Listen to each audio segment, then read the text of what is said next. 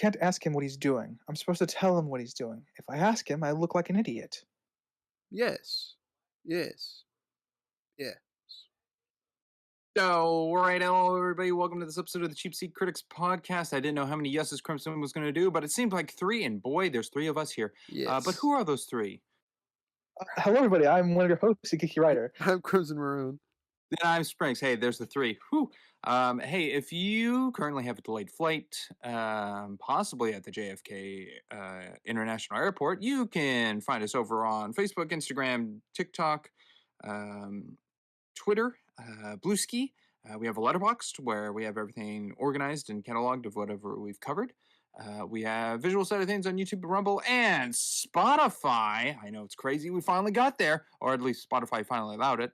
But also video or audio platforms out there as well, where you could be listening to right now. And this is time to cue the intro.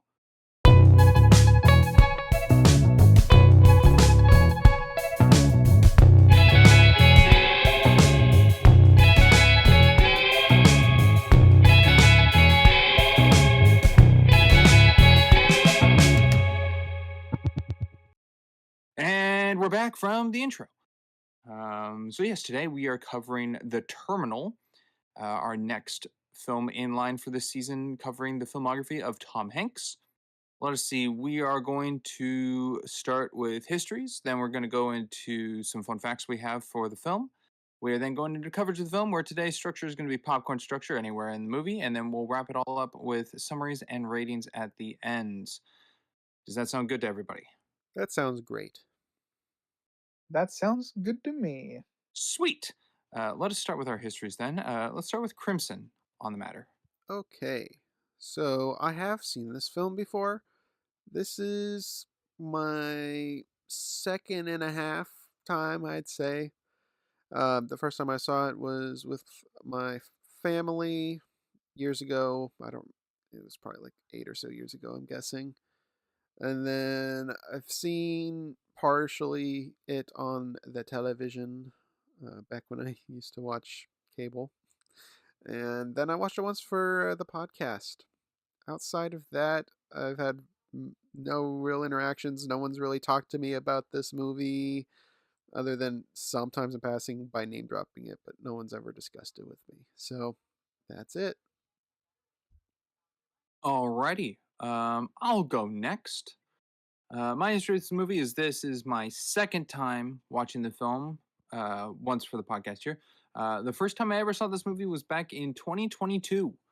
Don't know the exact day. I just know it was in 2022, first time I saw it. And I just knew that this was a Spielberg movie that I had not seen. So I think I went about watching it on my own to add to my intake of Spielberg more so than my intake on Tom Hanks. Your Spielberg repertoire. Yes. And I guess with that we go to writer. Yes. My history of this movie is it's a movie I've heard about before several times. I'm definitely sure I've seen some of these clips out of context before. I think I have been in an adjacent room while this movie was playing it at some point in the past while my mom watched it or something like that. But I don't really count those.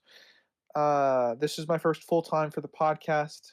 I am the conversations around the movie only increased as time went by. At least for me. So it was always in my peripheral vision for it. Gotcha. All right.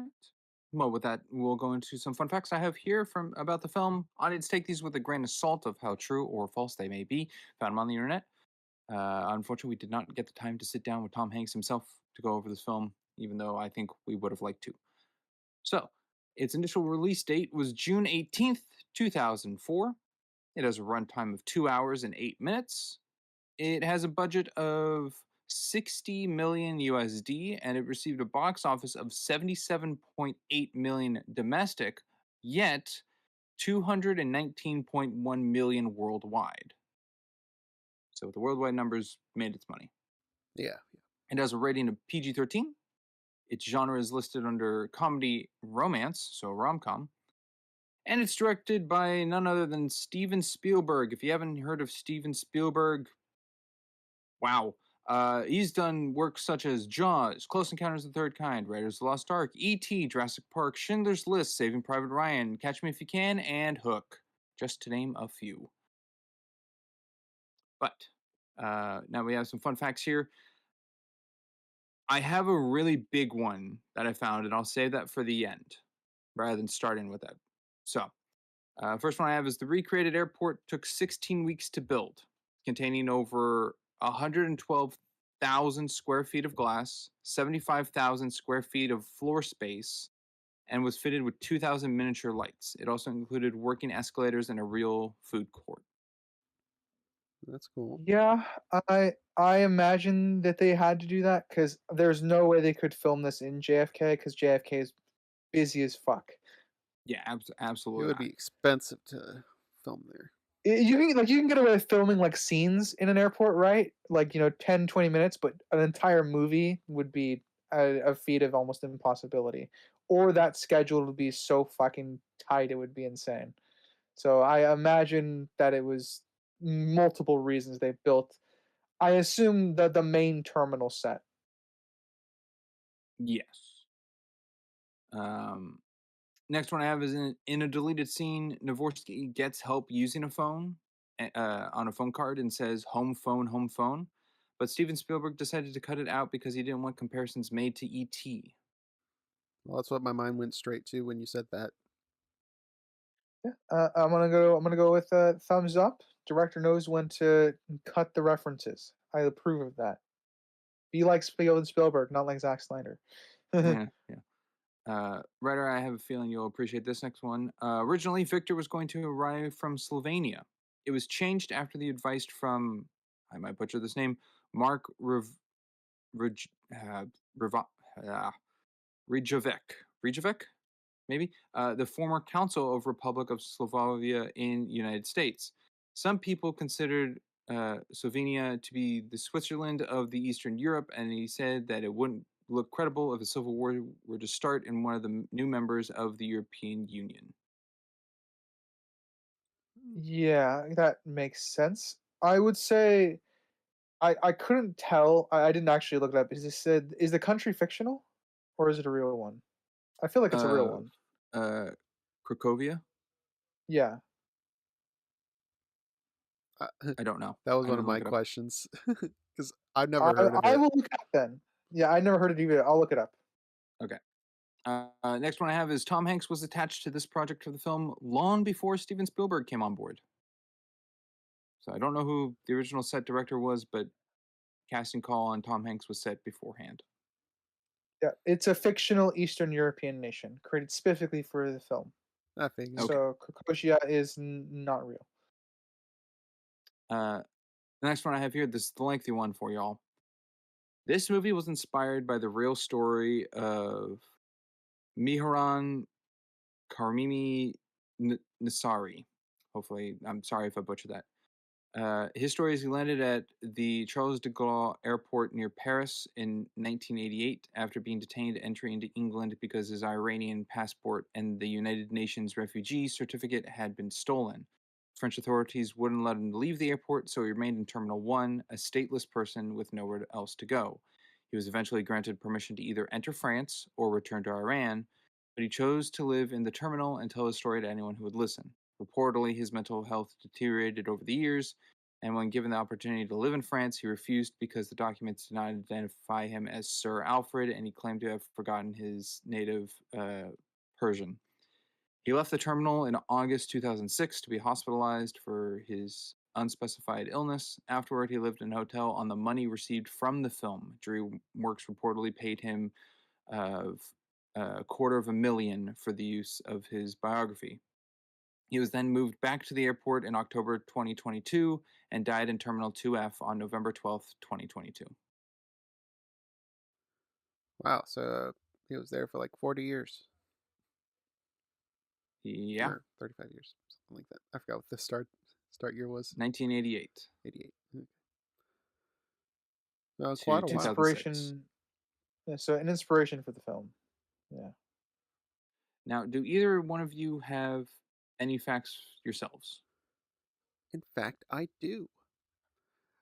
Did you know on June 18th in 1682, William Penn founded Philadelphia? I did not. I mean, I knew that, but I was curious, I was waiting for the connection and then realized that was just going to be the I meme. think Yeah. Cribson has picked up what I've been doing. Mm, Yeah. Uh, Interesting. yeah. My, uh,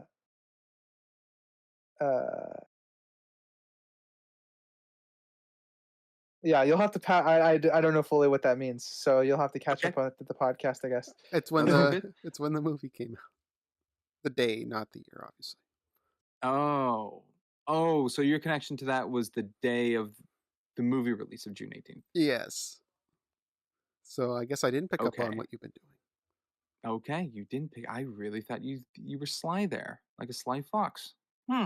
Interesting. I looked into that far more than I thought. Oops. You Anyway, could stumble into being a sly fox sometimes. I respect that. coming off of Uh, last week's film Apollo 13, which was Tom Hanks's 22nd film listed, this year the Terminal is credited as his 31st. so jump 9 to a film difference. whole 9 films. Yes, explains why he certainly looks a little older Yes, he does. from Apollo Yeah. 13. And I guess with that, the last fact I have to share is the airport in the film is the John F. Kennedy International Airport in New York. It has no connection to the Tri-County International Airport other than both being actively functioning. Good to know. Good to know. I'll use that That's knowledge valid, I covering the suppose, film. Yeah. Yes. And I guess my dumb fun fact at the end was gonna be Diego Luna's in it. Oh, what a fact. Yes, he is. Most certainly is. With that, then, we'll go into the coverage of the film. Again, we're doing popcorn, so anywhere in the film we can jump to at any point, anywhere. But let us start with a first-time watcher writer. All right. Man, where do I start with this? Actually, I'm gonna do something I rarely do. I actually really like the title sequence for this film, the intro title sequence to this, which is the using the airport, like The delayed board? yeah, the Or delayed the board.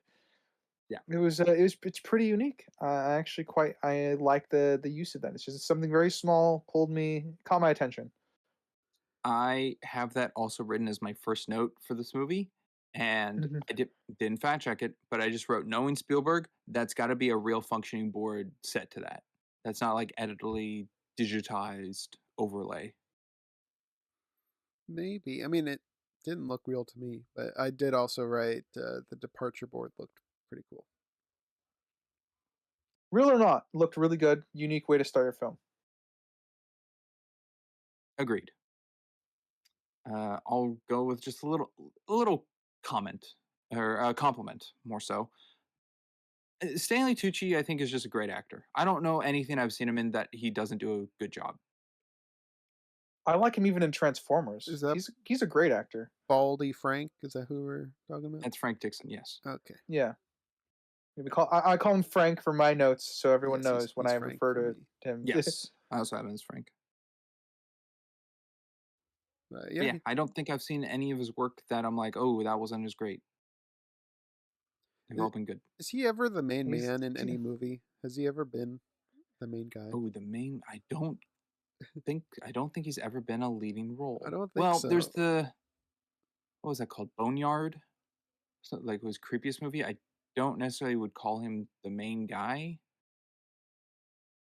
Yeah, he's but always like a side character. Side kind He's of always a minimizes the side role because character, yeah. I wouldn't really consider him a side character in this. He's like the main He's the supporting character. antagonist, but yeah, Supporting sure, role. supporting role. Yeah, he's in a supporting role most of the time. I mean, we've covered a trying to film already with think. him in it. Yeah. I'm He was Captain scrolling. America: First I'm Avenger. scrolling through his filmography. If yeah, I know. I'm scrolling through his filmography to see if anything jumps out to me where he is like the main character of whatever it is. But no, everything I'm looking at, he's definitely I know him for a side character. I do think his best side character is still in Conspiracy with Kenneth Branagh, but yeah, he's got a lot of the side character stuff. Yeah. Solid performance each time. One could say, I guess, this film is a little more than just a side character. He's pretty much the main antagonist. Oh yeah, definitely an antagonist. Yeah. Well, let's go to you, Crimson. yeah, I guess on that I will jump on the praise train with Tom Hanks. Funny enough, the focus of our season. I think this is my favorite performance of him thus far of what we've covered on the podcast. Of everything, not just this season. Yeah, everything. Big, this, and League of Their Own thrown in. Okay. He felt like somebody else here. His whole body, the way he moved, he had a good accent. It just felt like someone else. Meanwhile, the other roles to me of what we've covered have kind of felt like Tom Hanks playing a character, except for Apollo 13. Felt a little different. But this felt like a completely different person, and I think he did a great job. His posture, his walk, the way he uses his hands to interact with stuff, it's just all different.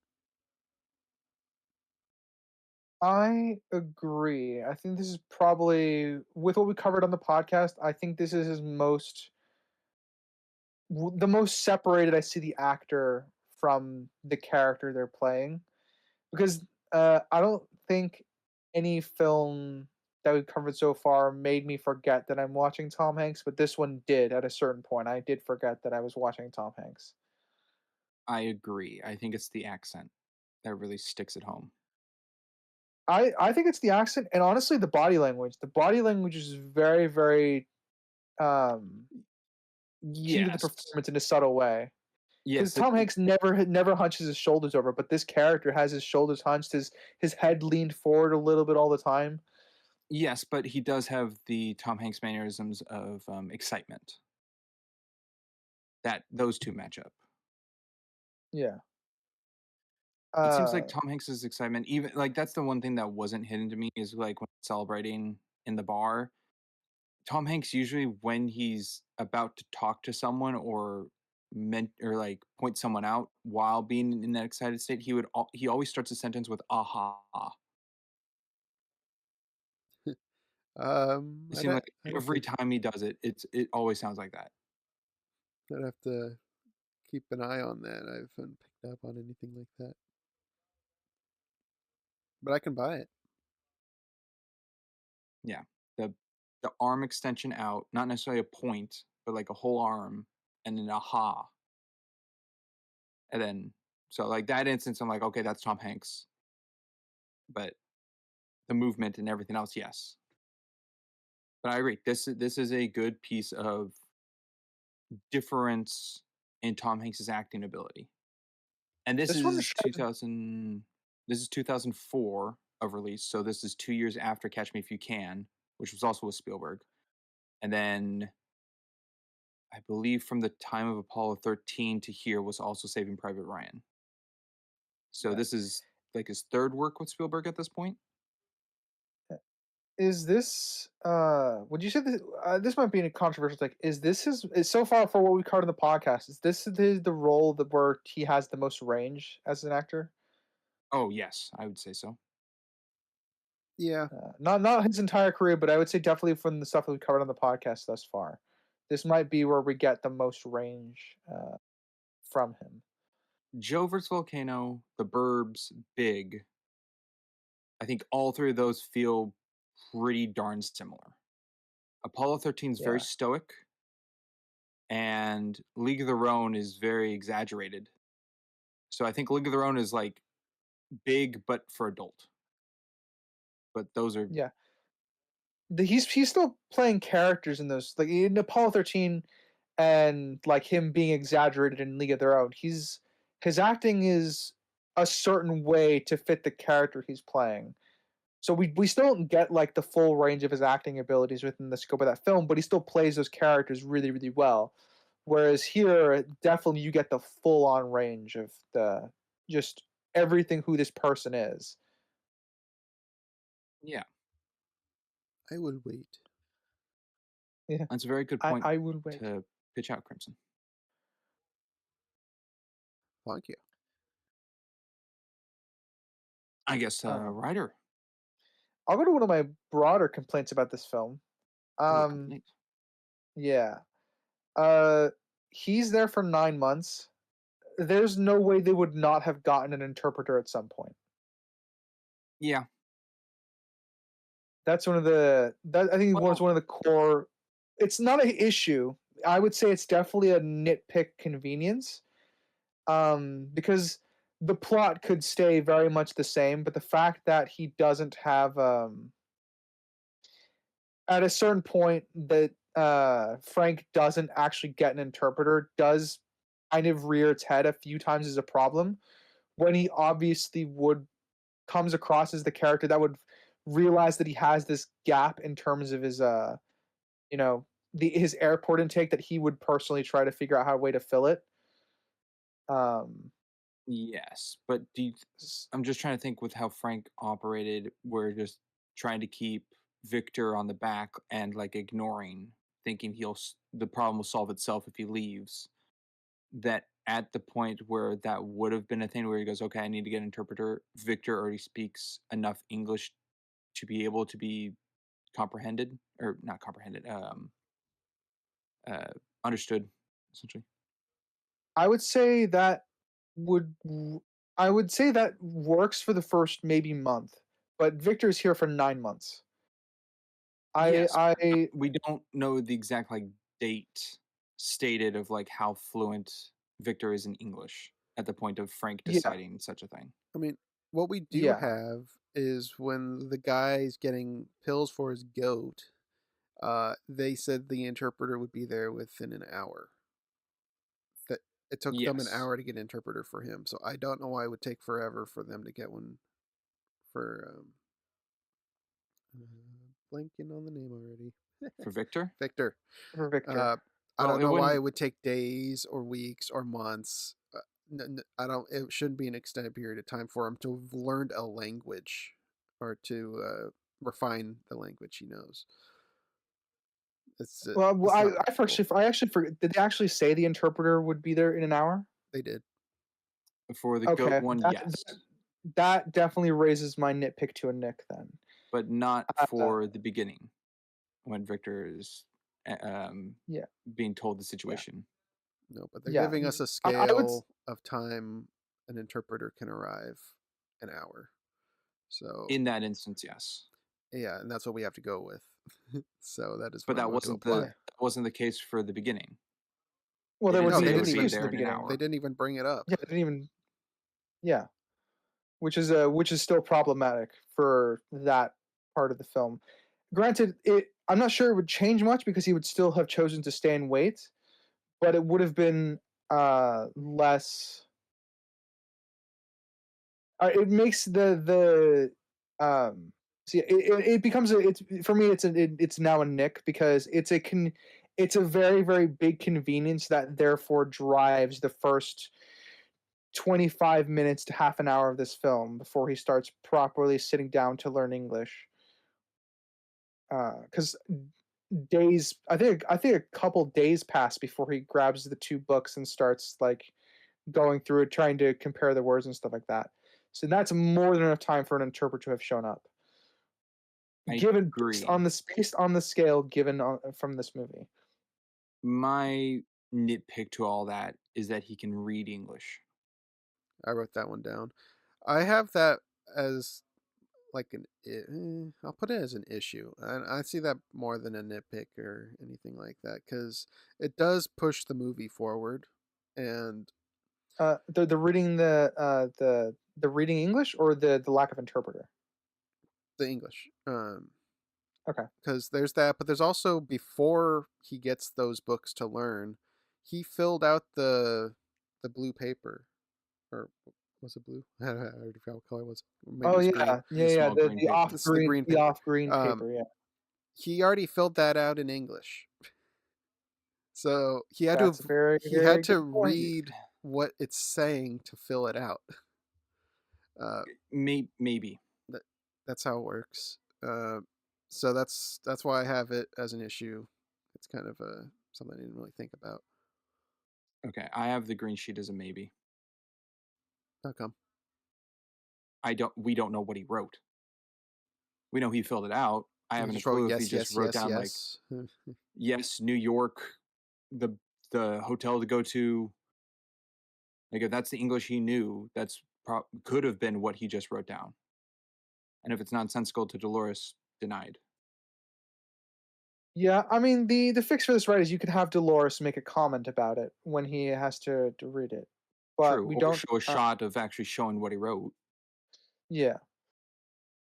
I mean, you Uh, can see that it's so filled that out, but it's illegible. You can see it's filled out. You can't see No. what's written. Can you even tell it's written in English? No, you can just see that it's filled out. Okay. But even if it was written in his language, he would have to have read it in English to write it in his language. Well, that's if given he's that reading it. given that it's out of order, we know he recognizes some English words, which is fine. You can recognize words from another language, um, but given that that's technically out of order from when he. I mean, the interpreter would solve this problem. So honestly, this is just making the interpreter thing a little bit worse. um, but uh, I do think, and yeah, it's. I think I agree with your issue, Crimson. I feel this needs an explanation since a lot of the first half hour of this movie relies on the language barrier. Yeah, and Frank is a diligent guy. He he just wanted Victor out. So I don't know why he wouldn't have told somebody what he wanted them to say to get him out of there. For all we know, Frank seems at a certain point seems the devious kind of person to, because it wouldn't necessarily break any laws to have someone pretend to be an interpreter and tell uh, well they would still need to speak the language is the issue, so they get an actual interpreter to convince him to leave. Well, I feel like that's very tricky because Frank is very much set forward of like he can't He won't intervene on his own bend doing to do rules. things. It has to Yeah, be Victor's decision. yeah, he won't break rules, but he'll try to bend them at a certain rate. Yeah. And he So it's like this, coerces. I mean, he like the tells security them, guards being gone yeah, for 5 minutes, or just saying answer the one, the question correctly. He didn't lie with a witness there, or like something for Victor to get out. He's very much like do it by the book.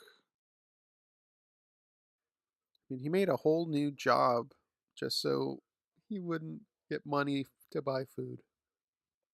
Yeah, and Yeah. at that point, I'm like, seriously, just get the interpreter. Like, see, it's the level of effort that he was willing to go to try and sabotage Dvorsky. I have him written as Victor Dvorsky in my notes. I mostly wrote Dvorsky, so I might bounce between the two audience. So, but Dvorsky is also referring to Victor. Um, the level of effort he goes to just like creates a whole new job at the airport to prevent Dvorsky from making quarters, essentially money to get himself food, and not get an interpreter felt like an inconsistency to me that only like that particular gap only got wider as the film went along. Yeah, and I'm Hmm. curious why he held on to the blackmail for so long, because he could have used that. Like, hey, if you don't walk out those doors to America, your friends are gone. It kind of, I mean, it just feels like they I say that for the end of the film because of the climax of the film when he could have used that information earlier. Okay, my interpretation of that is because the reason it was hold on to is because he's officially in charge that day. Everything up until that point was before he got the promotion to be the airport director. Yes. At that Um, point, he was simply just I wrote it down. The He was something vice commissioner. director. Yeah, vice commissioner or something like that. The second in command, more or less. Yeah, field commissioner. Yeah. So I interpreted him using the blackmail as because he is now, uh, he is now in charge. No one's going to come back at him for potentially blackmailing Dvorsky to get out of the airport. When before it was uh his boss still had the disappointed talk with him, like he's gave him that disappointed look when he oversteps a little bit with Dvorsky after the goat incident. And that kind Yeah. of leans into probably my biggest complaint of the movie. Maybe something else will creep up while we cover it. But that's that the ending felt so manufactured.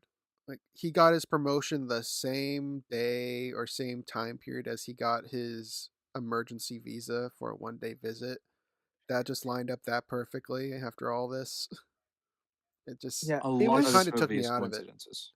Yeah, Yeah, and yeah, seeing Amelia at the door. I mean, As soon as he it leaves lined up with uh at her. JFK. Yeah. Yeah, it did take me out of it a bit. This whole climax. yeah. I mean, this might shock you, but departures and arrivals come in at different levels. um, but yeah, no, I'm in agreement. Broadly speaking, this film has a lot of conveniences, um, and my interpretation of the thing at the end with what's it called, where Dvorsky and oh man, where Dvorsky gets his visa and Stanley Tucci gets his promotion on the same day. I I was annoyed by the pettiness, but I don't. I think it's in character, but I admitted it bothered me. I think I don't know if it was just a subjective thing, but something felt off about it. As to like why uh why Frank would go to this length, uh, even though Dvorsky's now following the rules because he can leave legally, and that's been his whole thing. So now it's like specifically his petty character trait that's overriding the rule following trait, where it's always been the reverse, where he's a petty, but he still never let it override his rule following trait. So I don't know if that's out of character for me, but it definitely felt odd, the blackmail scene. Okay. I found it fitting. And I thought it was fine because the day visa would simply just be for the day. And at the point without like Amelia didn't help Frank at all with like his toy of trying to get the 3 answers of how to find the truth of someone. So he doesn't know what the planner box is for. He doesn't know why Victor wants to go to New York, all that. And sure, an interpreter could help, but that also goes to if Victor is going to tell the interpreter at that point, being how well Victor understands English now. So I just thinking that it's kind of like a way of Victor winning and walking over Frank, being head security now. It's like, I got my visa. I'm going to New York for 1 day to do what I want and come back. And then he's going to be in the terminal again until he can get his passport and everything to go. So it was when Frank had the ability to be head security to give the ticket and everything back to Victor in order for now him to peacefully leave and go home, to leave the airport. And that's, I don't know the governmental like law of something where it's like if he, I'm thinking of ways where it would go back to Frank as being something he could be criminally accused for, of like if he forged a false signature on the visa and it then got Victor arrested, then that would fall onto Frank. Or if Frank pushed Victor, not physically pushed, but like pushed him to get out of the airport, what could fall back onto Frank for his choice of the matter to get Victor arrested if it's not Victor's decision. So the signing would be Frank's decision. and not Victor's own. So I think the blackmail was at that point of like, this is what Frank is capable of doing on his own that does not affect Victor directly in the law, but would take care of 3 of the employees currently in the airport. And that motivational blackmail push is to get Victor to do what he asks. So I think it really falls onto Frank's ability to stick to his line in character, because I think it's fitting to not um to not let Victor walk over him, but have Victor make his own decisions with what Frank is capable to achieve for him, if that makes sense. Okay. Yeah, I could see that as an interpretation. Um, let's see. Um, I think I mean, the timing is still convenient. Obviously, he gets promoted the same day that he gets his 1-day visa. I agree with that, yes. Um, yeah, I think that's And that Amelia was able to fine. find Victor. Yeah, that's also convenient. I think. Hmm. Uh, maybe it's okay. So this might go just to fundamentally how we view art differently, Sprinks. So what you said makes sense for me. What I'm missing, I guess, for is potentially why this particular character trait, the being the rule follower, which has been his consistent thing the entire film, is now being supplanted by something a little bit more petty. Um, and I think that's where I draw. It is a minor issue. I don't think it breaks the film or anything, because I agree with everything you said. But for me, that particular element is missing still, even in, I guess, your interpretation. Because, well, yes, the choice is now his, to give Dvorsky his to sign Dvorsky. That is now his choice. He has that power. It still comes across as a pettiness that I it's not out of character. It's just a different character trait that's didn't overshadow another one beforehand. I'm trying to think, Um, would Victor have signed it if it was a full visa to just get Frank out? To me, being the day visa just means he's going to come right back. well, he's gonna come right back and go home. True, but he needs his information for that, which Frank gives in that scene of like, you have this, you'll be escorted to your gate, you can go home now. And Victor wants to stay longer after the span of 9 months. I can see that all weighing on Frank, because Frank has gone through all these different all these ways of like trying to get Victor taken care of with the security guards, the new position being made, um, trying to talk to Amelia about the situation, and like all these steps to go about it.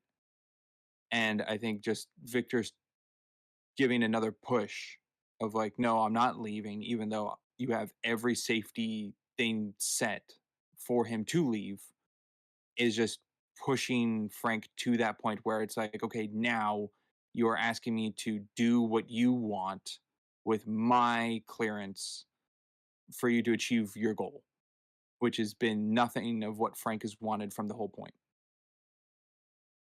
Right, but where Frank supposedly derives his blocking Victor from his goal is that he legally was not allowed to set foot in the United States. Yes. He wanted Victor And by out. signing the visa, he would allow it. So if he was caught by authorities, it would go back to that Frank okayed it. I mean, the core Well, of that's it if he for stayed me, a day or longer than a day, I guess. Yeah, sorry, the we've been talking a lot, Crimson. the core of it for me is uh, the emergency visa, the 1-day visit, is still him out of the stupid airport, which is what Frank wanted the whole freaking time. He's just causing friction, and I get the picture you've drawn, and I agree with it, but I do feel that there's a layer that's absent to fully justify it. You brought up him not knowing what the peanut can is and stuff. I would have loved to have had a scene of him asking about it, but he doesn't. He only asks He about it does with ask about it. Amelia. With Well, no, Amelia. he actually he does ask him. He does ask him when he tries to deliver the fish. He does directly ask him, and he says, "It's a promise." And Frank doesn't do anything with that, Oh, that's right. Okay. which again Furthermore, leads into why I didn't. diving into it, Yeah, because he didn't probe on that scene. yeah. That's just when he It feels points like his he would, fingers because like, that's we're the partners. If I'm stuck here, you're stuck here for 10 years. Um, I don't know. It just feels absent because I don't think Victor's very secretive about his peanuts. He's just abstract with his responses. A promise, which is true. It's full of jazz, which is him breaking it down with his language, and he didn't get into it. He freely brings it up to Amelia without much probing. He's not like hiding he's not it. trying to So hide it. Yeah, Frank probing him more, I think, would have been better if he's honestly trying to figure out why he's going, because that was something he asked Amelia about. I see a little bit of the pettiness you've brought up, Ryder. I see a little of that character equation or internally in Frank from the goat scene, the pill scene, where he questions Victor and says, "Why are you doing this? Like this guy, you don't know this guy, you didn't get in the way." Kind of like that situation with the visa part. He's like, "I got everything sorted for you. Why are you still being difficult and doing something else?" So I see those kind of correlating. Otherwise, like the pettiness does seem a little more out of the blue in the scene to sign the visa or the idea of that rather than just get on the plane and leave. like I said, I'm not fully on board that it's out of character, but it's missing a step for me, I think, or an underlayer, as Crimson stated. Because it's not bad, like, but it makes it feel it makes the drama feel more manufactured rather than it being like I something that see. naturally came out of the character. Yes, and the coincidental nature of everything lining up on one day does already give it a bad taste. Yeah, Well, then the because it don't get ultimate me wrong. Sorry, you first. and then the ultimate conclusion to Frank is he smiles and walks back in. His problem's over with. He's not still mad like, oh, he got away, he got what he wanted after all this. He turned and smiled, which is Yeah. contradictory to everything. It felt unearned because he was willing to sabotage him in moments, and even to the end, he wanted him arrested, and then, oh, he got away. Time to go back to work, guys. I think, yes, And I he's think not it's even more uh, sorry. not maniacal, but gosh, I don't know the word for the emotion. When like something was just out of reach, but now it's fully gone. Maybe a little hysteria. Hysteria. I think that's where the smile comes Hysterical. from. Yes. I don't think the smile is actually Uh, like, okay, he's gone, I'm relieved. I think it's a little of the hysteria. Just doesn't um, feel earned, if that's the angle we're going with. it if it's hysteria, I didn't get that from Stanley Tucci's acting. Then Okay. I didn't get it as a relief. Because to me that wouldn't make sense with the previous scene of him.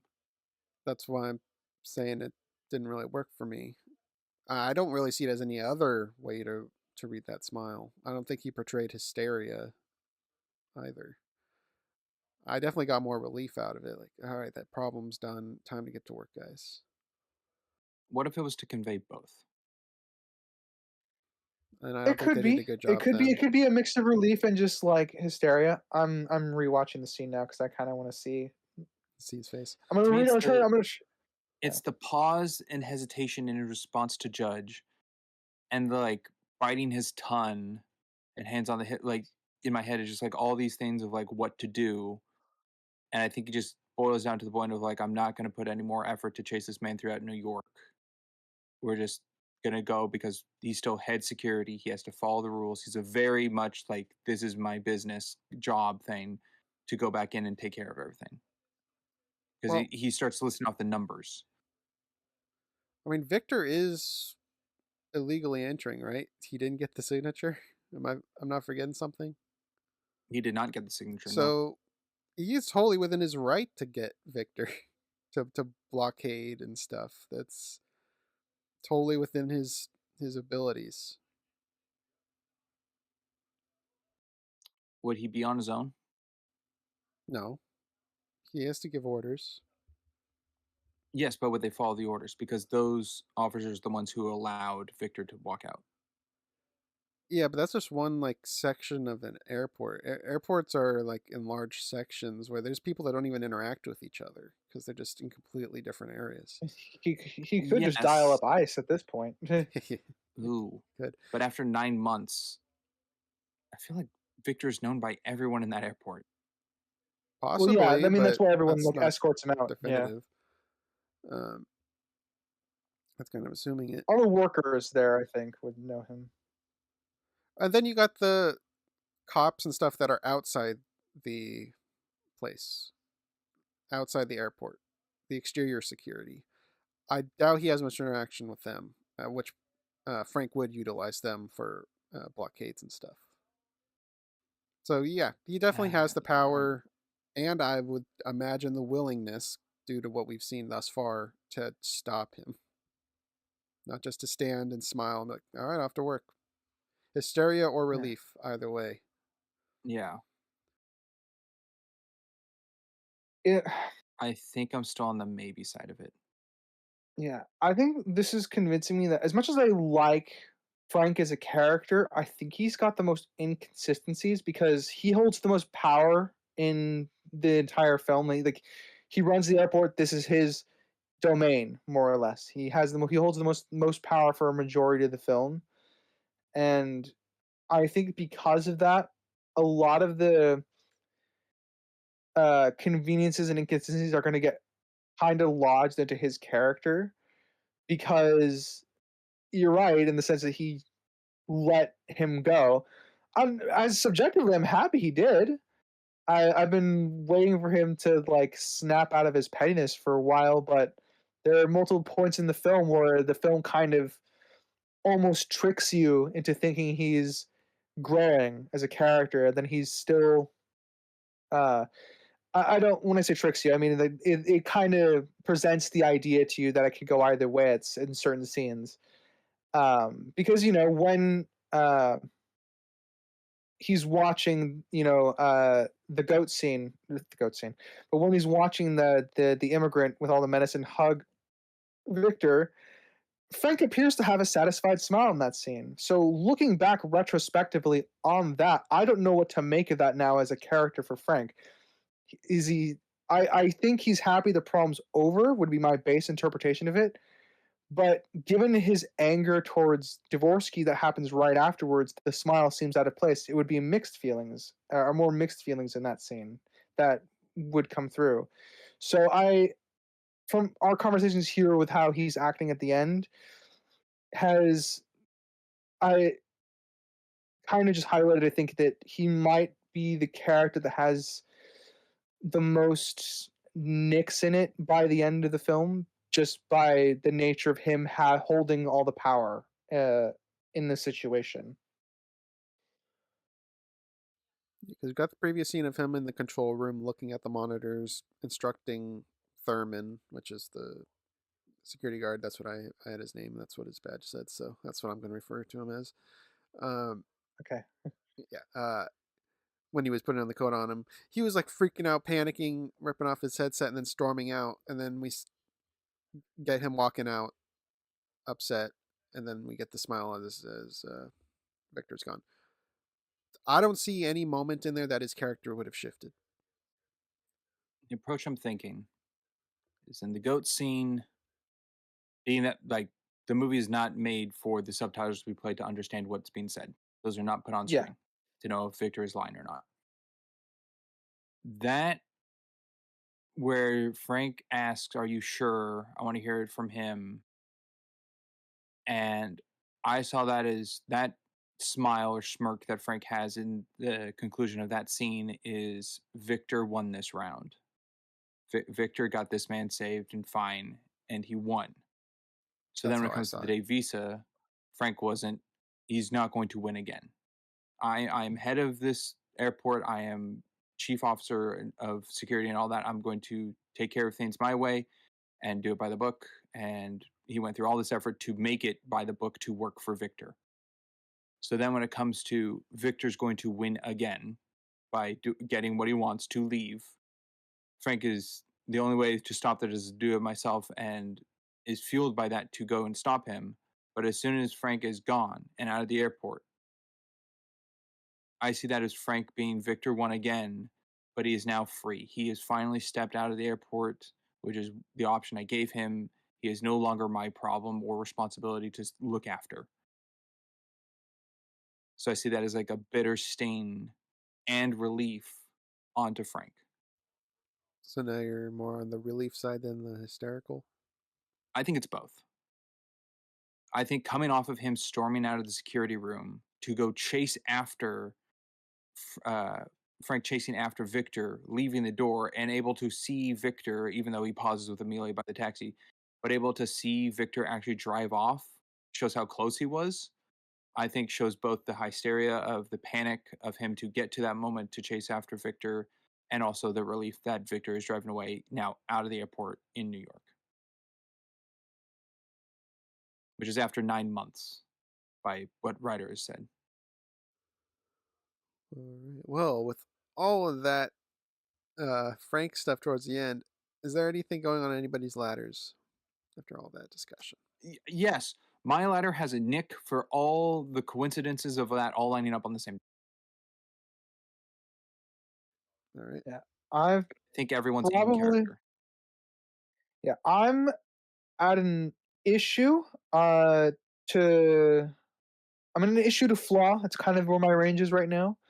Because I do see character problems. I see character inconsistencies in the sense of there's an element missing, plus all the conveniences. So I don't think it breaks the character because it's obviously. I don't see this as 100% out of character for Frank to do this. I'm just missing the element that gets Frank to this point. Like if Frank walked out with like an M16 and tried to gun down the taxi, that would be very out of character for Frank. I would probably have labeled that a fucking problem.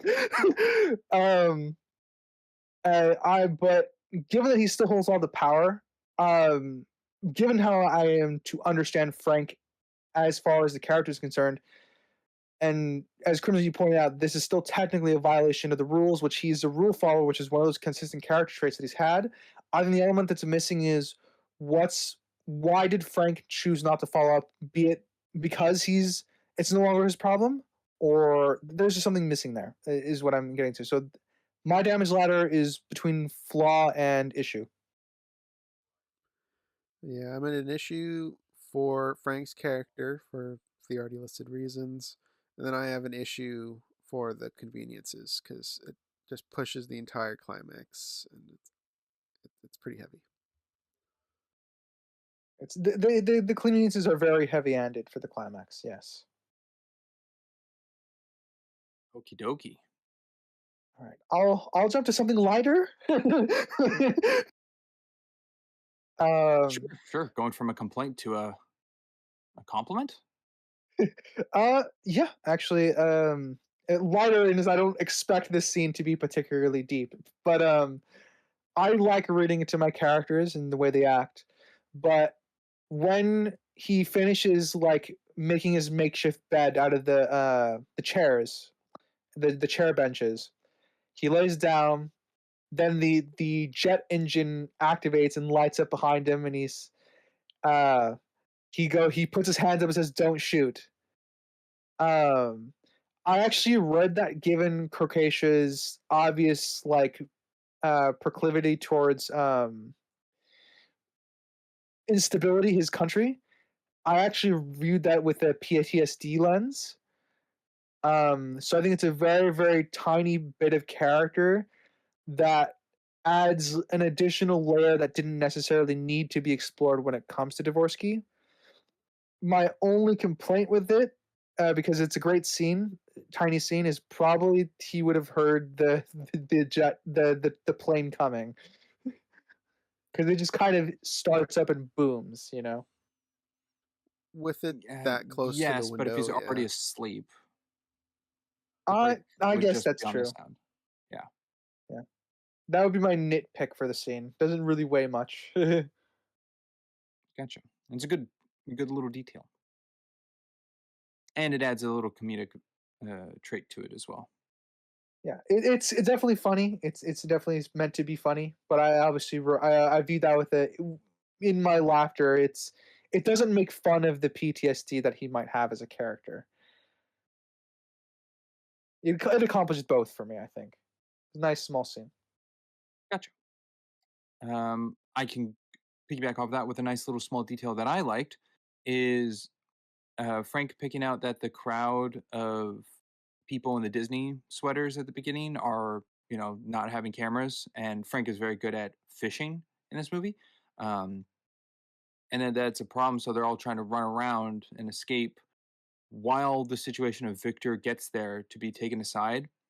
And the chaotic nature and panic of all of those in the Mickey sweaters running back and forth already gives a sense of unease and uncertainty in the environment. So I think that was a good hand in hand to Victor's introduction of a character. I agree with Yeah, that assessment. If it had just started with a normal walk up to the counter, it would just be paint by numbers. But this does set a certain tone to the film. yeah. It's a Spielberg is a master of tension building. I like that. I like he did it in that scene. I find that kind of mirrors the end when I just call him janitor. I don't know his name. I'm sorry. I wrote But him as when janitor janitor. goes out to yeah, when janitor goes out to sorry, I heard you wrong. What did you say, Crimson? Oh, I wrote him as janitor as well. Oh, Okay. I All believe right. his name is Gunter, but at least that's what Frank It was calls a G him. name, But yeah. Victor Yeah. pronounces him Gunter. Okay. Yeah, I didn't we didn't get his name for a long majority of the film, so I called him janitor through my notes. Uh, how I just it's funny because Crimson, I misheard you. I thought you said you called him murderer, which was Oh, funny to me. But Attempted I murderer. realized that yeah, I realized that I heard you wrong. Anyway, so what I was saying is to mirror the tension that you brought up, Springs, in the first scene. I like how when the janitor goes out to kind of stop the airplane, and you can kind of get the tension in the scene building back up again, because the police officer or the immigrations officer, the officers, the custom enforcement officer, talks to Gunter while he's seated, and we cut away from that to the tension slowly rising. We see police running in the background, as like kind of like in that first scene, going out to try and stop the janitor from what he's about to do, and that kind of crescendos into the emotion behind that scene. Again, yeah. really good use of tension. Gunter stand to realize it. My only downside with that is that whole sequence of everything of getting the blackmail from Frank to Victor to go home to save his friends, and then his friends seeing as like, oh, you're a coward, leaving, to then off screen telling Gunter, even though we know what Gunter is being talked about, to then go to Gunter stopping the plane, all seems very fast and not really a breathing room to like feel the emotional weight onto it. But Gunter's stand does to me give a punch of now that he knows what you did was to protect him, he is going to protect you. Yeah, So Yeah, I thought it was a pretty good scene, and I also agree it felt a little quick. And yeah. The I'm glad it was him because he's the janitor and would probably have keys to access the tarmac. So that's buyable. It's not like how did he get on there? That should be locked. He'd probably have access to it. Unlike um, Victor with the electrical panel uh, earlier in the film when he first got into the that one room because that would have been yeah, locked. oh, yeah. in the gateway, Yeah, the gate 67, just the only thing Yeah. working in the unlockable door. film's favor with regards to the electrical panel is that that's a decrepit part of the airport meant for reconstruction. Yeah. It's not much, But it but would still that's have the been only thing I could locked. say that was in favor of it. Yeah. That's what I'm going with. Like keys have not been shaped out for doors. Doors might not even be in doorways. It's very open. Um, and to go with you, I agree. It's also a little bit fast. Um, I have an issue. It's a personal thing for me. I don't like when films cut away from an obvious reaction that we would like to see from a character. Um, or the reaction, I guess, of the trio. Because I don't know if Enrique, I don't know the luggage guy's name, but Enrique, I don't know if Enrique or the luggage guy actually know why Dvorsky ultimately was originally going to be okay with leaving. Um, and I feel like the scene that's missing is maybe uh the janitor tells the other two what their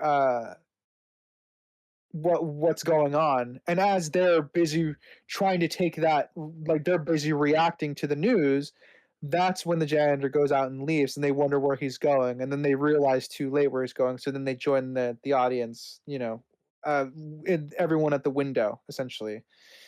um I don't know how I would fit that in, but that feels like it would just kind of smooth the quick transition a little bit. I like the premise, but I mean, the reason it's cut out is so it's not regurgitated Yeah, it's not. information we already have. Yeah, exactly. Um, so I don't know how they would deliver that with it being meaningful. The words being delivered, obviously, the actions are added. It helps with everybody, but the words being conveyed would just be Yeah. the same thing. Yeah. Uh, it wouldn't need to see Gunter's reaction, but if we were shown during the scene Enrique and the luggage guy's reaction from a janitor who's clearly already made up his mind about something, I think that could be an element as to how it would work. But ultimately, I agree. It's cut for time. It's not necessary. It's something I want to see. Yes. Because Enrique doesn't then take Victor. It's like, come on, hop on, I'll drive you to the exit. They all walk, and everyone there realizes Victor is going. So it does kind of convey a little that Enrique doesn't fully know, maybe. But it Yeah, could also be on the other end where he does know. So I I guess would that is a lean that he. fair interpretation. Yeah, Okay. I'm going to jump to, I think, a really good shot in the movie is when the head security guard, I wrote down his name is Judge because I think Frank called him Judge at some point. Maybe that's his last name. Um, took Victor to explain, like, you're in the airport, all you can do is shop. You got to stay here, kind of thing. And from 9:09 timestamp to 10:09 timestamp, so the whole minute long, there's a shot of them leaving the back security room, and the camera like wrapping around them and showing the airport from their perspective, and just all that movement in one long take. And the choreography of the extras to go around the movement of the camera to leave space for the camera to move freely. I think all that would have been very cool to see it behind the scenes. I did not see it behind the scenes of the movie, but I can visualize what that shot would have looked like for the camera. And I thought that was very cool. Spielberg really liked his moving camera in this. There's a lot of Yeah, there's unnecessary there's movements, I want to say, but there's a lot of there moving. there is, where did I have it? The 52:44, when Victor's going around looking to get a job, and the first one he goes to is like, oh, it's already positioned, take the sign. The camera for that is swaying like left and right, like someone's flying. It had such like charm and whimsy in it for no reason. Yeah, I'm not That's quite the reason I sure. didn't see another like hope or optimism. I don't know. There was just a lot of it in here. Not necessarily the swaying motion you're describing, but just the camera doing like a round semi turn with a subject in the center or something. Like the very beginning with all the people um, asking for well, what's the purpose of your visit, and we kept getting a montage of different people asking. All those were like turn shots. There was nothing stationary, and it was kind of a little weird, but it was kind of all over the I film. I agree. I like that though because it is constantly moving. Not only the camera, but that environment. That got to get people in quickly. Long lines. So if the camera's moving to show movement and it's not stagnant and still, it doesn't come across as boring. Sure. I mean, I can see the framework you're setting there. Another shot I really liked in the movie was when Victor's asking for help with the phone and no one's stopping to help him, and the camera pulls back to show that he is isolated in a crowd. I thought that Yeah, was really cool that's one of because the it's not like he's posters. alone, but to what we know of him at that point in time in the movie, he is alone. Yeah, and rude New Yorkers, right? No, that's true. It's New York, but it is an international airport, so any and all should be there. That's true. But yeah, I think that was a good shot, and just him going around frantically, like looking at the TVs and going into the red carpet lounge or whatever it was called to hear the TV because that one had audio. I think they did a good job through that. I love that. It was a good scene I because he didn't love. understand what. It's clear that he didn't understand what Frank was trying to tell him. So the reveal of it being right there as to why he's getting stuck there is hard hitting. Yes, and I love that because onto the audience, they get the situation at hand with what's happening with Victor from Frank, trying to explain it all. So when it comes to Victor understanding what's happening to his country, that It's pure whole sequence is character. just for the character emotion onto the audience. It's not a 1-2 punch of overwhelming of then a realization and to take in the character. It's just for the emotional set of Victor. And I think with the audience already knowing the prior knowledge, then that is getting sympathy for Victor. And that's what the scene's achieving rather than an aha moment onto the audience. And I Yes, think that's better to yes. get the audience acquainted to Victor as a likable character. So that I think is very well done for pacing and structure. Arguably, we were introduced to Frank first before we even meet Victor. Yeah. Yes. I don't know. I'm curious how if we just had a Victor movie, like not Victor, sorry, a Frank movie, no Victor involved. If we would view Frank as an antagonistic guy, or him being compared to the purity of Victor makes him look like a bad guy. Obviously, the I, towards the film later he builds up into intentionally being an antagonist, but even I'll from say the the get latter. go, he seems abrasive, He is with his uncaring. example with the chips in the apple. I wrote that down. I don't like that. I mean, what? That's not a normal human thing to do. And he's not. It wasn't like an accident. Like, oh, I didn't expect it. I'm sorry. I'm sorry. He just does it and doesn't even react to it. Yeah, No, I see that as a sense of frustration. I don't feel like it's fully justified to be he, that irritated already. I don't think he'd be that irritated already. Like if he Well, it was wasn't told explicit, if he was told explicitly, like there's no interpreter we can bring in today, even then I would have an issue with that scene because it seems a little too much. He's like, you're stuck here until we get an interpreter. That would be something, you know. So that seemed a bit too much of an escalation based off of what we've set up to that point. I can totally see him doing it later in the film, though. Yeah, If you can see him doing wait, if you can see him doing it later just because of his relationship with Victor. Yes, because right now Victor's a nobody stranger that he's talked to for like 2 minutes or less. Um, Okay. he he has has no no, frustration built up yet. yeah. But so you can't see it as Frank doing this with anyone he can't fully communicate with. Like it doesn't have to be Victor, like just someone else in the situation comes to his office trying to explain the situation at hand and Again, he could do it this to for me anyone. this boils down to the same issues. Like why did he let himself get this frustrated before getting an interpreter? I It mean, I'm feels not like even that focused on is the like interpreter. It's just there hasn't been enough I know build up for it's him to be frustrated yet. So yeah, I can't yeah. see him doing this to other people in this scenario either. Hmm. Trying to think like And Frank wouldn't be one who's like, give me a moment, let me go find something. He already has something on hand to use and do.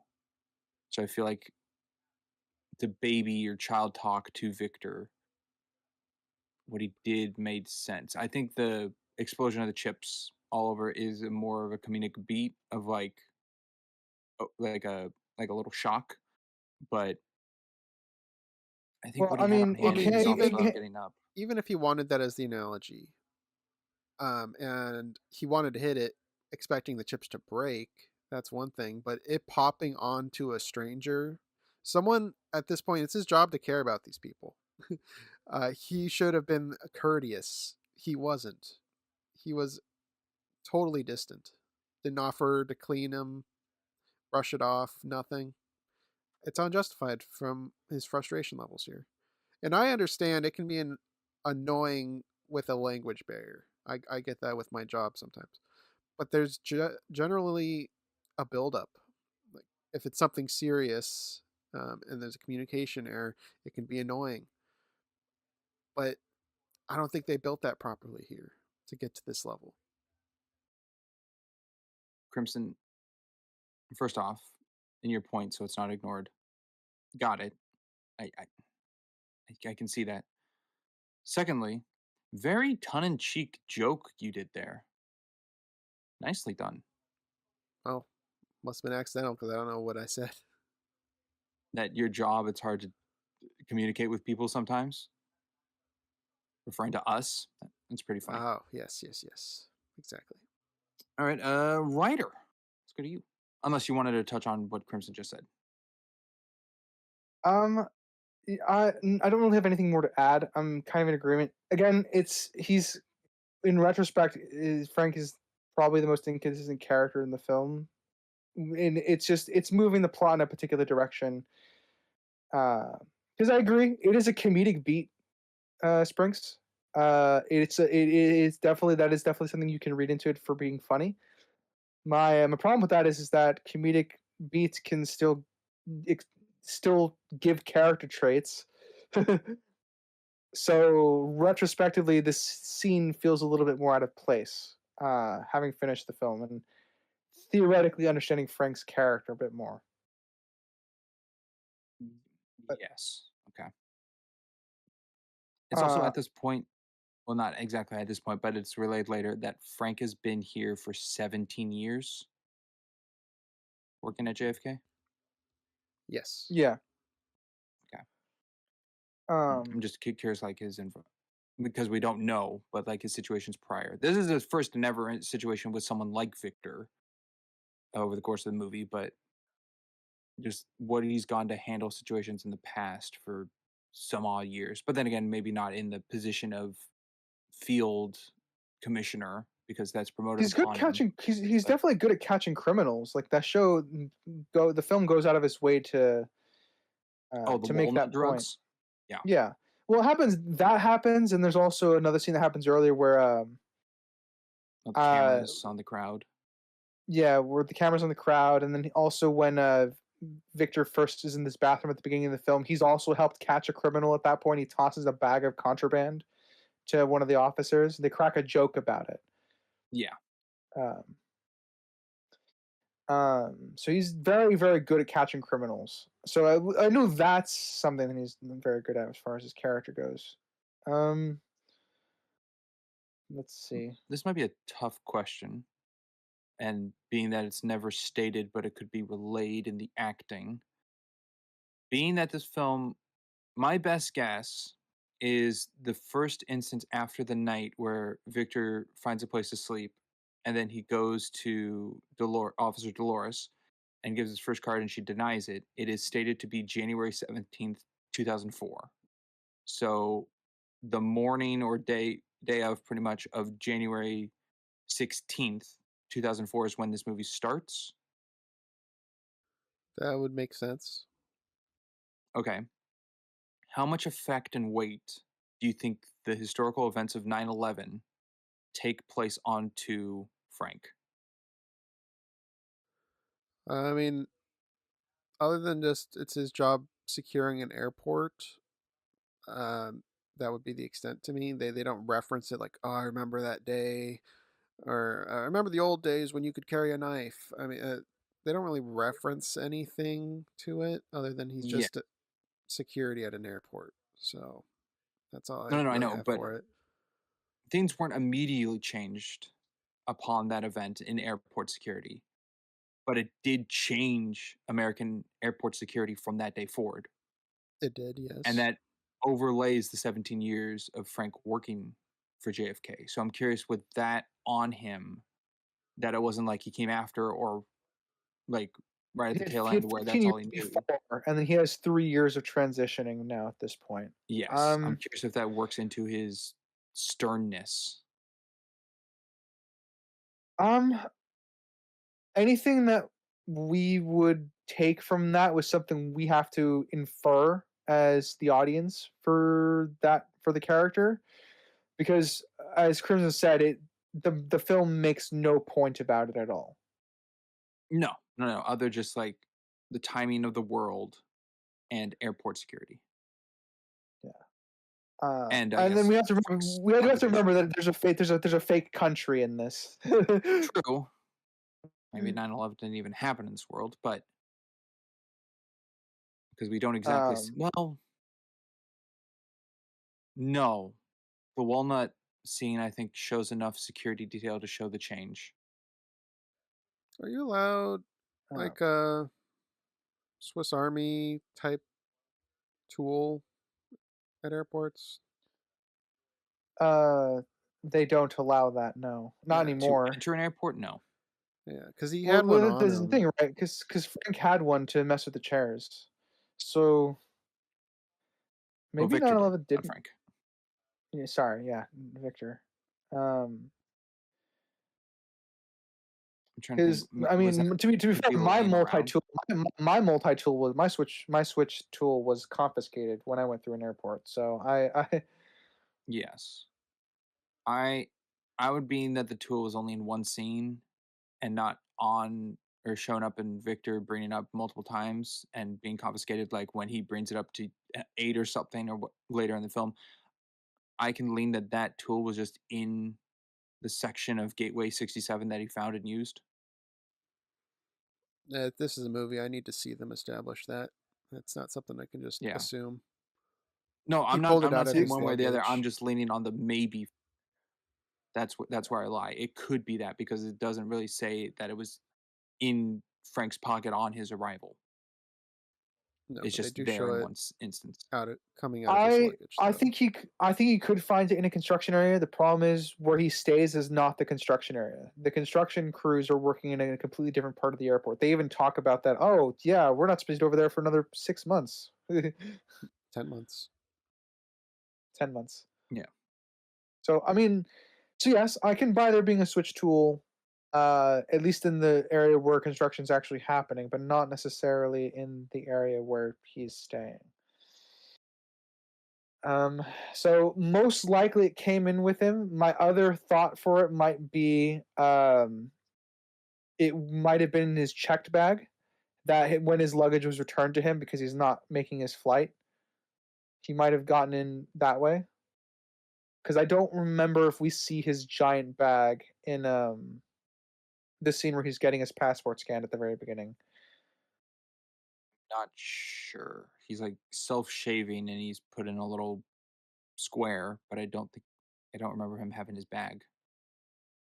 Yeah, he might have We also checked his. Yeah. we also don't know what the Krakosia security is. That's also true. This is arrivals for him. Yeah, if they're just like, oh yeah, just get on the plane, go to America. Yeah, that is true. You make a good point. Actually, I'm fine with him having a switch knife. Because I'm I like, do you think because the razor would have been confiscated?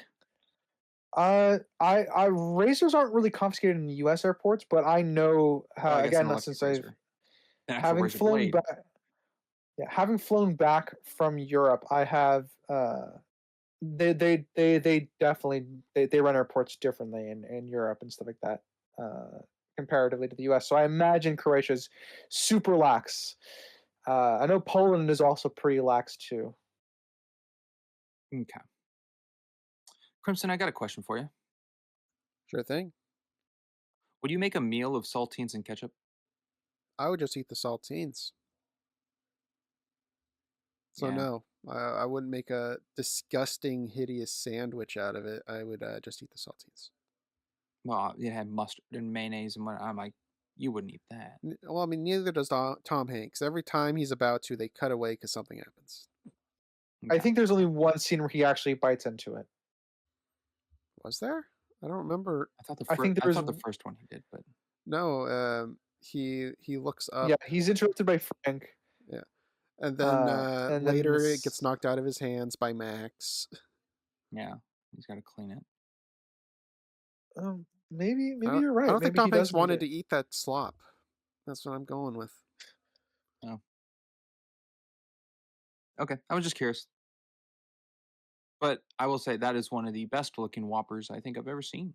For 74 cents. I don't know how accurate that is 2004, but that sounds still kind of crazy for 2004. God, it sounds. I miss the old days. Whoppers used to Yeah. be pretty cheap. Whoppers were like I miss dollar $3, value or dolly $4. menus and not value menus. Yeah. But yeah, I'm in agreement. Whoppers looked really good. Made me want to go to Burger King. Holy moly! I mean, I could bring up something that I learned the other day. I'm sorry to take away from Terminal here, but a burrito supreme at Taco Bell is $6.49. That's wild. That was like $1. That's crazy. That's awful. That's more expensive than some of the combo meals they have. Like, and people wonder why Americans hate living paycheck to paycheck. That's why Americans hate it. They're just bonkers. But according to 24/7 Wall Street, the Whopper was 37 cents in 2004. Kind of a weird number. I don't get it. But, oh my god! And then airport food's always more expensive, so I guess upcharging it to 74 cents would make sense. Yeah. That's insane if that's an accurate number. The times we live in, where now Whopper is probably like $6. So. Well, the Whopper was more. His first burger he got for the 74 cents, I think, was just a cheeseburger. That would have been the value menu burger, yeah. Yeah. Because it had a pickle in it. A pickle. I don't think Whoppers... Do Whoppers come with pickles? Yeah, they do. No. Okay. Whoppers now usually cost like $8, I think. That's crazy. Yeah, it's a commitment if you want a burger. Fast food's no longer worth it. I don't remember the last time I ate at fast food. It's been actually it was probably about a year ago with Sprinks. Well, yeah, there was the whole thing with McDonald's raising their prices and complaints, and that made the news. But I don't know what Red Robin is trying to be. I don't know. They're as expensive as fast food, but they're better. They're a dining. But I don't know if they think they're fast food or they think they're like a sit-down restaurant. Like they're a sit-down restaurant, but their prices are like I don't. That was the one that confuses me. Well, that's good. I haven't been to Red Robin's in over a year. I do miss Red Robin's. I think they fully believe them to be a diner / bar. Yeah, but like $22 for a burger at Red Robin? But that's every place, though. Every restaurant is $20 a meal now. Everything. Yep. Audience, I'm sorry how old we sound. No, but it's true. Good luck going to a restaurant and spending less than $20 on one meal. Yeah, listen, we also don't like living through unprecedented times. We would much prefer to live in precedented times, okay? I remember when they had a buy 2 for $1 deal with Hershey bars. Now they're $1.25 Hershey's each are like what? for the smalls. I remember when footlongs were $5. $5, So do I. $5 foot long. Foot Yeah, they're now like long. $17.99. I remember when Little Caesars was $5. A Little But they're Caesars is still never cheap. worth it, though. They're still cheap. It's not worth it. Yeah, It is worth it. They are cheap. Yeah. Terminal. Alright. I would Yeah, not. best terminal. I would not eat that sandwich. Sprinks, would you eat that sandwich? Sure. Saltines and ketchup. The saltines and ketchup sandwich? Yeah, why not? I'd try it. I would probably not eat it though. Oh, I'm like, I'd eat it. It's not going to be my pick of choice Well- for food I want to eat. Actually, but I take that back. If don't have any money, I'm desperate for food, and all I have access to are the crackers people throw away, and like the ketchup from like the stands that you go to get sides for your French fries and stuff like that. Condiment bar. If I'm starving, I might be desperate enough for it. Maybe. I like the little detail that Victor is smart enough to understand he's being surveillanced when given the opportunity to leave, and he's hearing the camera follow his movements. Yeah. Yeah, I like that too. So it shows that Victor's not, completely unaware doofus. He's just a normal guy stuck here, and Yeah. a normal person would hear that camera constantly like swerving to look for him. Why do you guys think he didn't go through before realizing the camera thing, before being surveilled?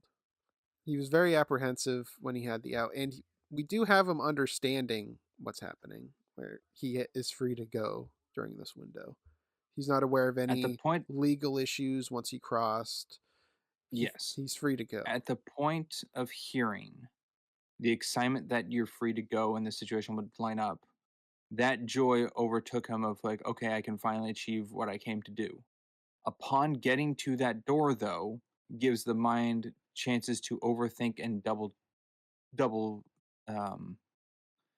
just like overthink the situation at hand of it's being too good to be true. Is that what you get from his It's character, that it's too good to be true? I didn't really feel that from him. Yes, I get that with I- his I- hesitation of the hand on the handle and backing up, and then he picks up I the camera. definitely view it as a movie moment. I don't have any big issue with it because that's the interpretation we're supposed to get. Is what Spring said. And they do an okay job with it. Like he's looking at it and wonder, it's too good to be true, and then Just because as he's Victor about to doesn't commit, he gets understand into English very well doesn't mean he's dumb. yeah, and then he obviously gets interrupted by the lady leaving before him. So his OODA loop had to reset. Crimson, you know what that is, I do. and then he had to again recommit to going outside, and that's the hesitation, and then he heard the camera. So up until the point he heard the OODA loop, his OODA loop had to be reset. Movie moment. But once the OODA loop got reset, I think it was fine. So, okay. Let's go Got to an OODA loop reference. Don't make that every day. Let's go to writer. All right. I am going to talk about my favorite actors in this film, but I like the romance and concept for Enrique and Dolores, but it's missing a few steps. In concept. I think it's missing the love element. Oh, you mean the actual Listen, relationship? Yeah. So here's the thing, right? I can buy Enrique being infatuated, and the thing that's missing for me to be okay with them getting married on a whim is I need Dolores to ask Victor questions, and that Victor would then ask Enrique, and Enrique would tell him the answer, that he would answer Dolores's questions. He would definitely lose his mad of mystery motif, but I need a back and forth to buy that something's actually going on, because it's very, very one-sided for a majority of it, That if not all of it. or we need a completely different characterization of her being like this aloof like weirdo or something that you could buy. Oh, she's just crazy. She'll do it. But she's not like that at all. She's a very Alright. normal, No, level-headed she's person.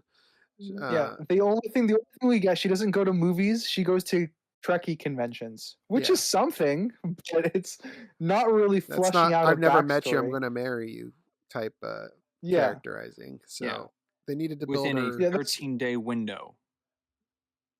They could have had a little bit of time to get to know each other and agreed upon it, but well, it's remember, it's relatively speaking, it's probably 8 months thereabouts that they're having the back and forth through Victor. yes. But Um, upon the and ring and the question there to meet at Sabaro, it is within a 13-day window before Amelia arrives. yeah. So Um, not saying they got married the next day, but Yeah, so there's some window where they've probably had some in person stuff before they properly got married. But again, I need the time skip to let me know, oh, they got to know each other for 2 weeks and then they got married. Buys it a little bit more thumbs up. Yeah, Um, but we also see her kind of but accepting it before even meeting him. Like she's got the ring on and yeah, everything. it would be a funny joke if Enrique is like, oh, it was just a gift, but sure, yeah, I agree to marry you. Like the ring was just a gift, not a proposal. Yeah, it's that'd be just a ring, something. not a wedding ring. Yeah, that would be funny. I actually, it made me double check that it was a wedding ring because obviously she's wearing it on her left hand, which signifies that she says yes, that it's yay wedding. But I did have to double check that. I'm like, okay, it could just be a gift, you know. Yeah. But no, they got married the next scene. So, And just a double check of the fact check, JFK Airport does have a chapel. Cool. that's that's cool. I can believe that. Um, I just find it interesting that she's into Star Trek and then she gets into a Star Trek movie. Yeah. yeah, Which was I, a fact. that's a fact also on some of the stuff that I know. Yeah, a fact I saw that I didn't write down, but I guess I can share now is that upon the bad production that she had or a bad experience being on Curse of the Black Pearl, she that environment didn't really make her want to continue with acting, and Spielberg giving her the olive branch to be in this film and giving her faith in this character got her um uh I guess her own faith to continue acting. And Yeah, now that's she's yeah. Sometimes super you just mega need rich it. from Sometimes Avatar. you just Yeah, so if it wasn't for yeah. Spielberg, she wouldn't be an Avatar or Gamora or Star Trek, Star Trek. possibly. Or your favorite Yeah, role I mean, from Death at a Funeral, No, Evelyn, I no, think. who? forgot about that movie. Yeah, I think my I've favorite never role in that seen movie it is James actually. Marsden. Actually, He was Um, pretty amusing in it. yeah. But yeah, no, I agree. Spielberg is very, very good with his actors. I'll say that. I mean, the same reason as to why what's his name? Diego Luna was so excited for this role is because he's not playing a drug dealer. Because you know most Mexican actors Latin Americans are typecast in that role. So he was very happy to get just play a relatively normal person. No, he just steals food. Okay, yeah, yeah, a lot of it. Uh, yeah, that's normal though. Everyone steals food from their mm. work. Uh, so I would say what anyway. The thing about the romance for me is the reason I as much as I like the concept in it, I don't buy it because if that was shown more of a back and forth, I can believe a more pen pal thing took place, which would eventually lead to them meeting face to face and stuff like that. It's not what they were going for, but I feel like that was desperately needed to help. Yeah, that or a recharacterization of her. But as is, it's Yeah, not well executed. Yeah, I guess yeah, it goes I into would say the same. A more. recharacterization would also accomplish it. Yeah. Yeah, I think it goes more into one of my complaints of the movie is just the pace. Yeah, there is definitely this film could I think be at least 15 minutes shorter. I don't necessarily know if it needs to be I the was never length. bored. I was know if I was never bored, but there is definitely fluff that there's definitely fluff in this Yes, film. but I don't necessarily think that should be cut time from the film. I think scenes that have more to them can be shortened, and scenes that are shortened can have more. I think for me, this movie just felt aimless. Like I don't think they knew what they wanted to do within the period of time he's at the airport. We'll sprinkle in some Amelia scenes. He's friends with these guys, and they do a poker night, but that's about it. And it's just it feels directionless. I, I think that's Interesting. probably my how I view it, anyways, because that was my takeaway after watching it. There's no like clear story going through this. It's just a guy at an airport who kind of builds a relationship with someone, but that kind of feels backburned a little bit um, in certain moments. I am happy that we skipped the cliche of Dolores thinking that it was Dvorsky hitting on her, Victor Dvorsky. Oh, Yeah, I I'm just happy we skipped that cliche. that's good. I guess a question overall, bearing one that the two of you like having to talk about the relationship of Victor and Amelia. Is it a convincing romance? no, not for me. It's a Not in the beginning it's a stages. convincing like infatuation. I don't think it ever crossed into romance for me. I think once the whole part where he talks about his peanut can, that's where I think I would have liked the relationship to really start. Everything before just felt so manufactured and unnatural.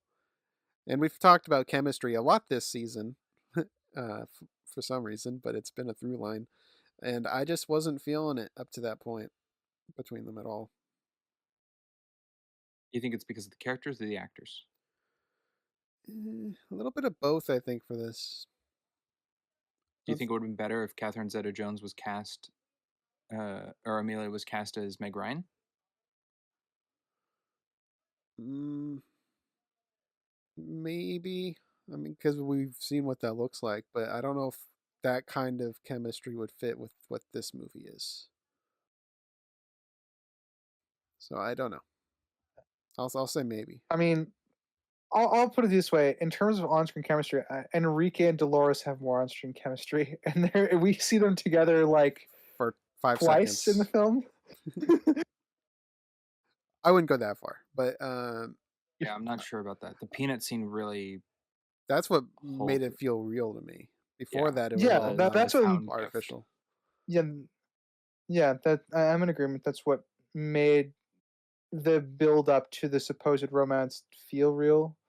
Like the balcony dinner, that I shouldn't have said we. I feel like I should have felt something there, chemistry wise or anything, and I felt nothing out of it. I didn't feel like she appreciated it or anything. It's just a scene that happened. Good point.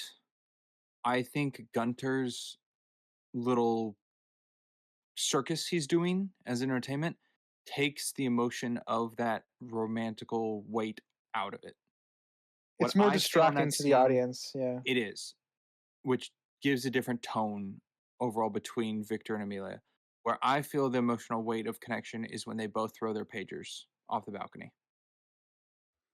That is by the end of it, but I mean, even leading up to the table, she's like, "I didn't even know there was a balcony." It's not like, "Oh, this is adorable." I'm not a writer. I'm not writing it, but that's just an example of something that fell hollow because that's before Gunther even interjects himself with his charades. He's just the guy ushering them to the table at that point. She doesn't I do like she that. doesn't seem taken back by this surprise dinner location. I do like that his friends are like they're helping him out, like to pretend this is a fancy restaurant or Oh, whatever. a I great do woman. appreciate that. Yeah. But again, like because Enrique is very awkward when he's trying to set the napkins, and he just kind of Tosses the tosses croissants. Croissants in their cups. yeah. So like there's definitely a level like they're clearly not professionals, but I still appreciate the effort that they're putting through. But I definitely think once it's established, obviously, that they're running the show and it's not actually a fancy restaurant, I think they should have started switching the tone a little bit more into trying to build the chemistry of the romance. Because you say Gunter is just distracting in the background, and that kind of feels like it's one of the problems, at least at the start of the scene. But once that's kind of taken a back seat, um, I feel like there should be more from just more for Victor and Amelia as characters to do to kind of help convey the romance. How old do you think Catherine Zeta-Jones was? She said her age was 39 in this. 39. What do you think in reality, unless you think that's accurate? 2004. I already looked it up. I don't know, 40, 45. Ryder? I no idea. 41. Wow, I didn't think she looked that old, guys. She was 34 in this. When she said 39, I was surprised because I thought she looked a lot younger. Mid 40s, jeez Louise. So sorry. You usually when people ask me the question, I assume it's older than they look. So Sorry, I was thinking of Beetlejuice, where she's in that, and that was, a couple years back now. And I'm like, well, she certainly looks a lot older in that than this. And I'm like, that's about a 20-year difference. So in my head, I'm like, oh, she could be 60 in that one. So 40s probably in this one. That's fine. I mean, you don't have to justify, but that was the age. She was 34, so they aged her up in this. We never get an age for Victor, do we? Is it on any papers? No. Is it on his passport? I Well, never paused he on the says he passport. remembers being 39. So he's over 39. Yes. It's probably on his passport. I never paused on it. I do not know. I didn't. What I will go to, not sure if you're on the same board, but Amelia is a piece of shit. I have She cheated on him. 100% expected you to say something akin to that. Yeah, I don't like her. I mean, When she comes back and it's like, "Oh, got you the day visa, but I told you I'm toxic. Stay away from me." well, she I'm wasn't like, wrong. "You asshole." Yeah, she's toxic. I mean, Max, I her mean, guy, at least she is a looks honest. married. The guy Yes. she's with is also a cheater, and she's encouraging it Yes. while encouraging Yes, counseling. So, yeah, she's So, morally strained. but I like that. I like that it, one, sticks to her character. That's who she is. And B, it goes on to the audience that this is not meant. Victor and Amelia are not meant to be a couple. This isn't like Victor getting his goal in New York and running away with her, like building a life with her. That's not what this story is, or to be. And that I do like. He even invites her, like, "Why don't you come with me into New York?" And she goes, "Oh, well, I got this thing going on." And so it's already foreshadowed that they're not to be together. I kind of wish that it felt like she got some growth by the end, because the most we get is when she hugs Max, she's not happy, but that's about it. She still goes back to her Yeah, we don't really ways. see that At Victor that point, I'm changed just like, her. well, you deserve it. So Even though she's like, "Wow, I asked you out again. Sorry, you're keeping your hands on yourself. You're different." I think none of that, or his story, the peanut, or the gift he gives her, none of that seems to really change who she is. Yeah. I mean, the dude did make a fountain for her, so I True. expecting a little bit more. Off of her interest of Napoleon. Yeah.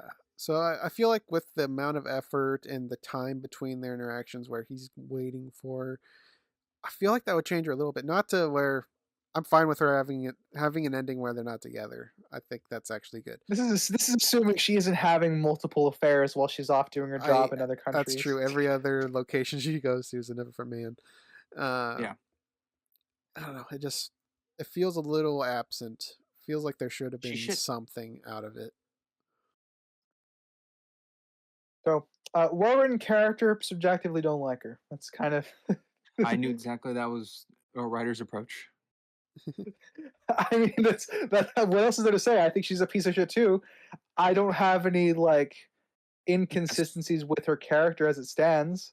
But this is the balance act I'm of agreeing with like Crimson. and It would be dislike. nice to see some form of growth, but Yeah, it's the Dolores Umbridge situation. yeah. I mean, I like her more than Dolores Umbridge because Well, yeah, you I have hate to her, deal That's with the not what evil I that is. meant. and you don't enjoy I it. didn't mean to pair the two together. I just meant like when a character is meant to be unlikable, you lower your subjective on that character of like, yeah, you actually don't like it, versus this is the point of the character coming across and liking that they're making you feel that way about them because that's what they're conveying. Yeah, I mean, Dolores is a very particular like JK. I don't even know if it's JK. The films portray her in a particular way where she comes across as like that evil person that an archetype of someone everybody has had to deal with at some point in their lives. An overbearing teacher, an overbearing boss, annoying coworker. That's kind of all can be stuffed into Dolores Umbridge. Well, here it's a very particular situation of a very particular character because this is not an archetype. This is functionally a character that's created for this film. So it's easier to divorce, I guess, that particular like uh subjective dislike in this instance. But Yeah. yeah, subjectively don't like her, obviously, but objectively well written character. I don't think she doesn't really drag down the film for me. I do have some issues with her, but Do you guys think it was the intention for us to hate her or to pity her? Because I can't really tell what their intentions with this character is. Ooh, I think hate might be too strong because she doesn't come across as super cruel in her decision at the end. But I see I it think it's kind of be both I think depending on how much you like her. I think it's can be both depending on how much you like her. Obviously, I think it's since no other character is reflecting a supreme dislike for her. I lean away from hatred. I think I would lean more towards pity of the two, but I do think both are possible. Uh, something. Well, Springs, you were about to say something. No. You go. I'll go Alright, next. something, and I haven't decided whether this is objective or subjective yet. It might be leaning subjective, but it's the photocopy of the handprint that's people are putting on businesses and stuff as like a supportive thing. I feel like it's very absent that we don't get Frank like getting irritated with people or ripping them off of businesses or saying or banning it, or there's no reaction to it, and he should react to it. It's people undermining him, which we know he You hates. know, I think where that leans for me is that I feel like if because they don't really show Frank patrolling the floor. If they showed Frank like doing a walk around with his guards every day, I would probably buy that he would be annoyed by it. But the film is very careful to keep Frank isolated from the terminal, from where obviously he's spending his day to day life In his office or the in the security room. terminal.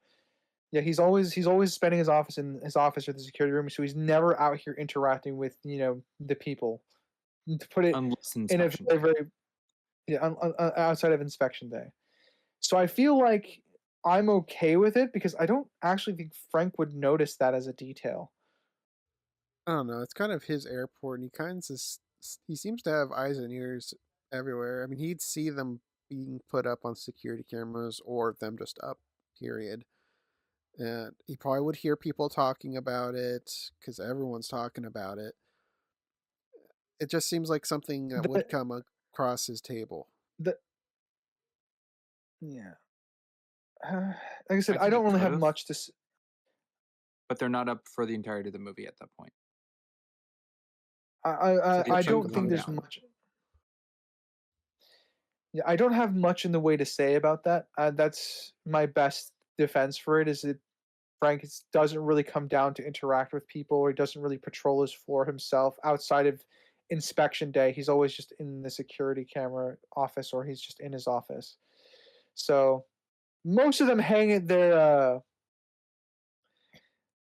on their businesses, like in their businesses. And to be fair, Frank has no jurisdiction in their businesses outside of security reasons. So he can't really do anything. If it's most of the hands that we see, they're hung up inside of like the Burger King, or they're hung up inside of whatever business it is.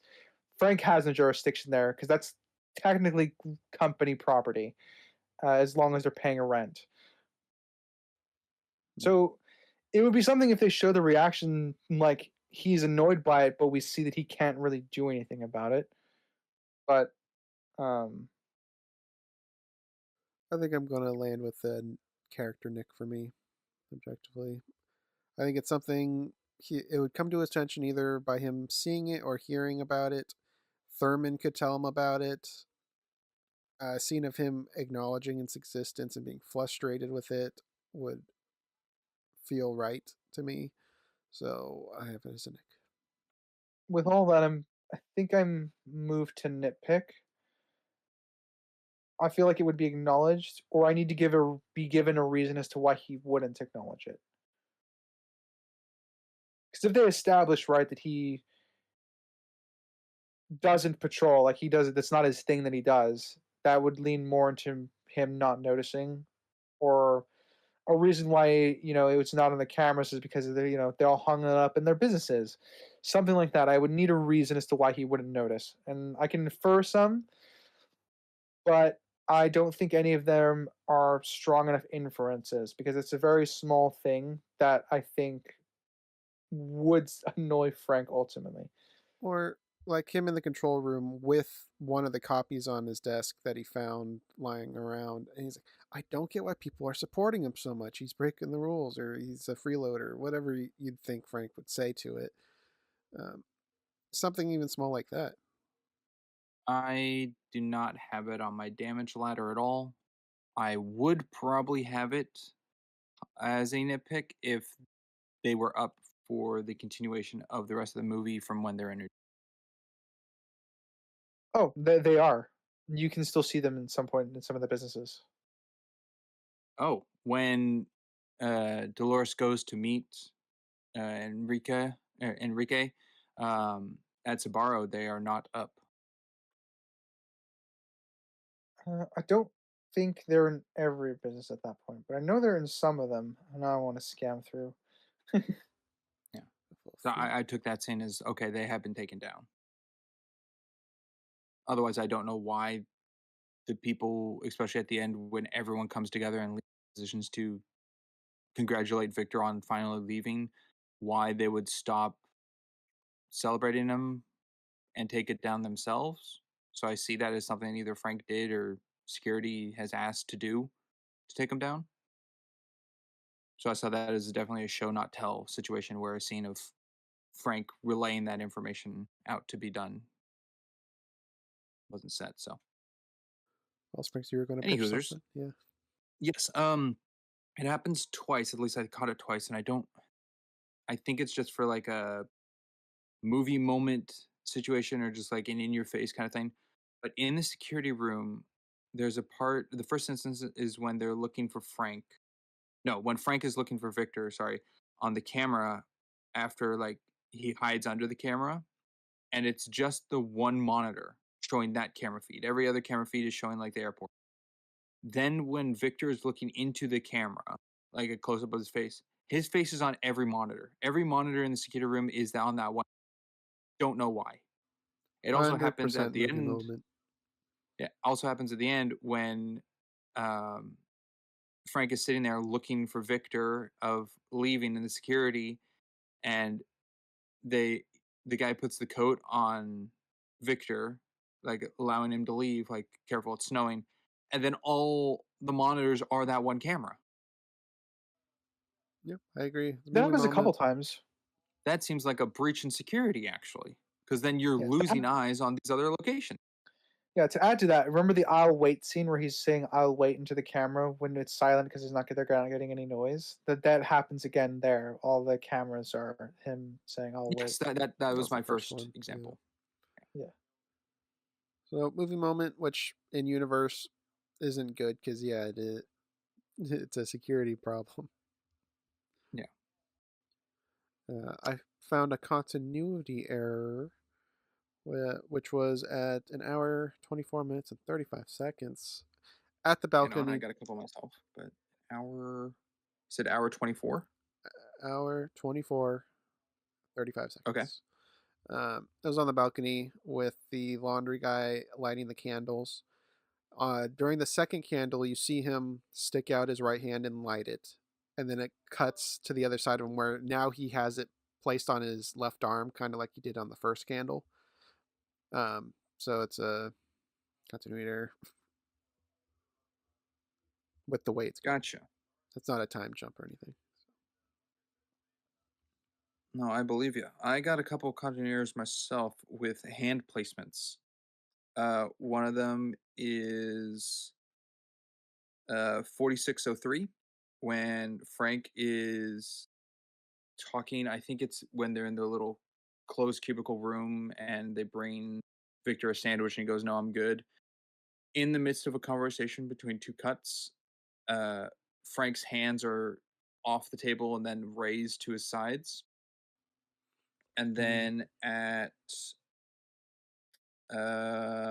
1 hour 10:28 to 29, the man begging for the pills, his hands change in his position of begging.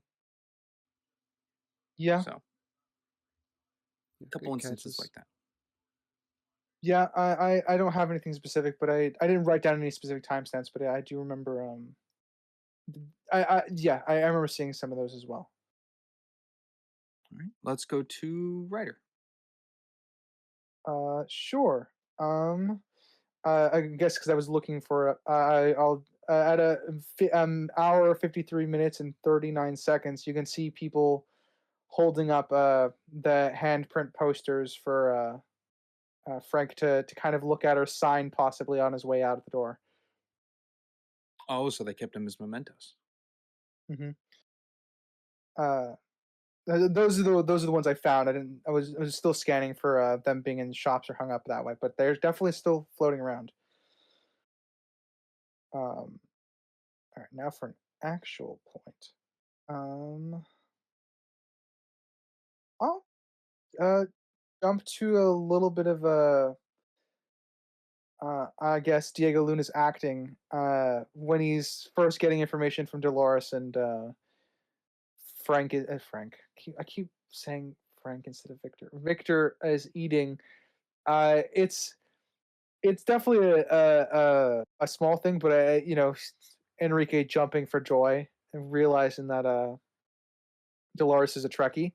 I kind of enjoyed that on just the acting wise, character wise, because obviously Enrique is head over heels. That's information he finally has that he can use, Yeah, but he doesn't really use. I was just about to say. I mean, the way that it comes back is that she does the Spock sign to him before she sews in the ring. Yeah, but that's knowledge we already know of her. Yeah, He Yeah. should do it to her.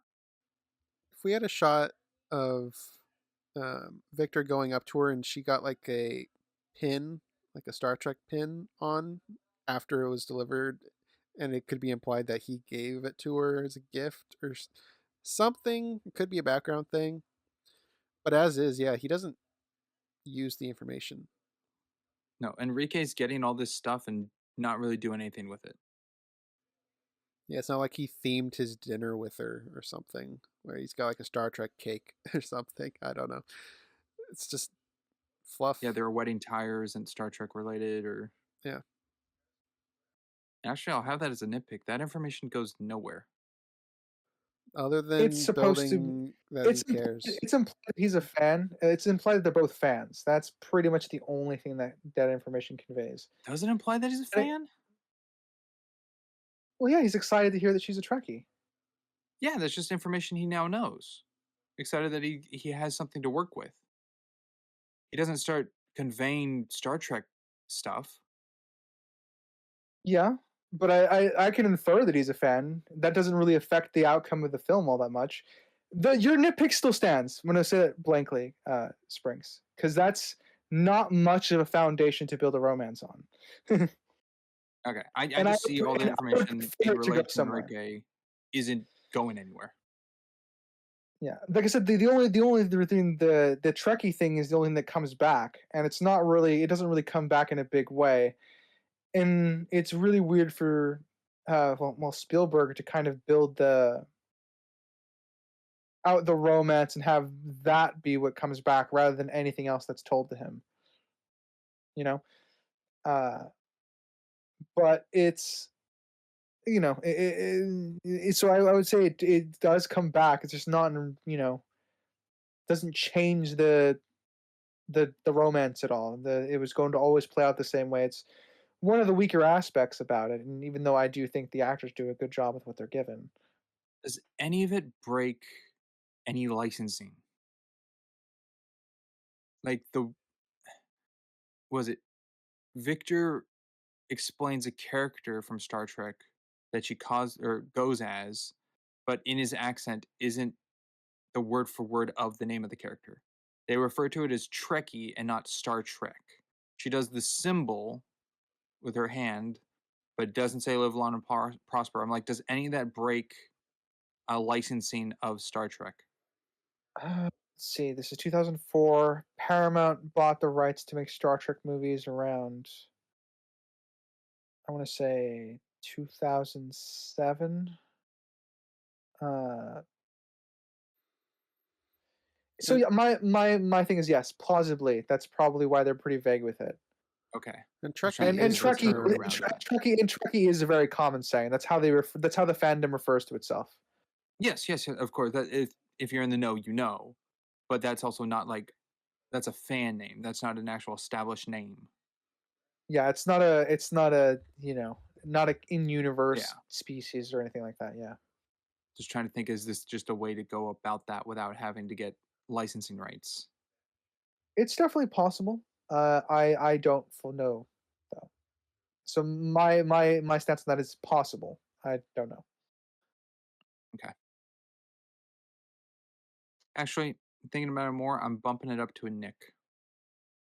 Because Enrique's whole character is to get Victor to aid with Dolores, and that's a whole, I don't know, quarter of this movie is that whole relationship for Victor's involvement to be in to relay information, and it's Enrique doesn't really do anything at the end, and it's just rushed to a wedding. Yeah. Yeah, that's the problem with having romance pretty much happen off screen. uh, I agree. I want more. I have issues with how they.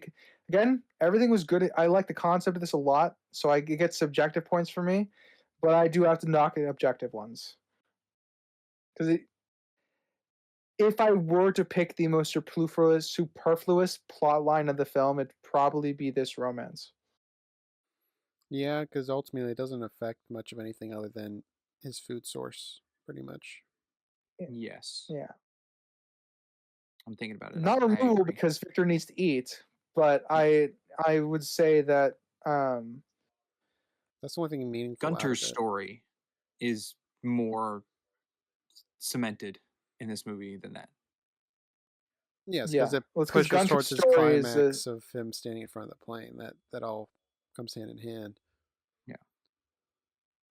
And just the connection of would have yelling, been I'm going home, which is his yeah. decision of what he was fearful of, to Victor, of Victor now to go do what you're fearful of, to choose. It would be interesting for, again, they would have to show more of the romance between them. Again, most of my complaints are going to come out. I just don't see enough of this romance. That's this shrug. But I was just thinking of interesting things could happen. Which is a little lackluster for two actors, two good Yeah, actors. Then there's yeah, they luggage do guy. with what. Yeah, with what little they have, they do a great job. Even though they don't share many scenes together, I think they are both fantastic actors. Yeah. I don't know if either one of you agree, but I definitely picked it up just being that I like Stanley Tucci. I think he does a wonderful job of acting through the eyes. Oh yeah, man, Stanley Tucci in Conspiracy is almost horror villain. He does fucking nothing.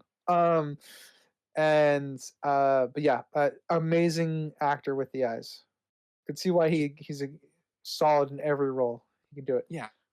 The the deliberation to add the pauses of his character to either stare blankly and take in information before doing an action or saying something, just to convey that internal feeling, Yeah. I think was just Oh, a smart move.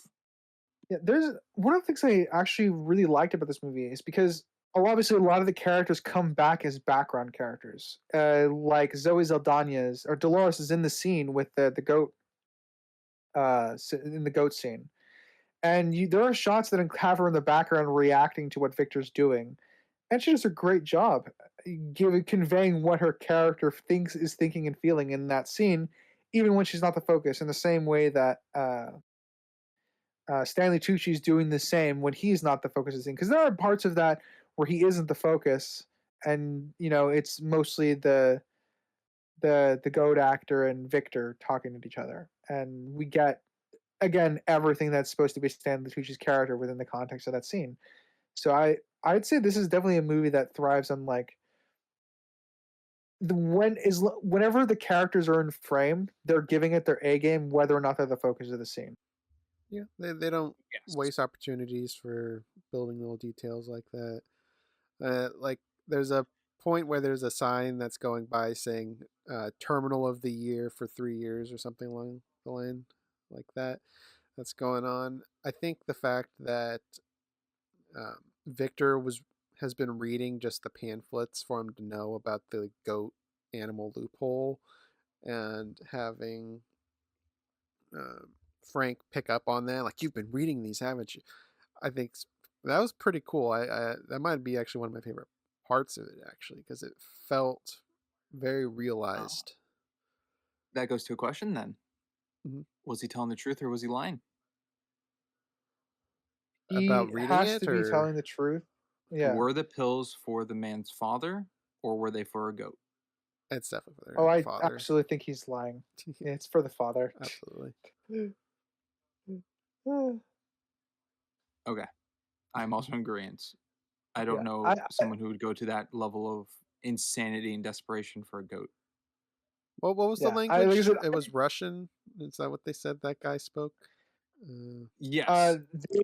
So he speaks Russian, and because the fictional country, uh, I want to say Croatia. I And I forgot the wrote name of it down already. Cracovia or Cracovia. Cracovia.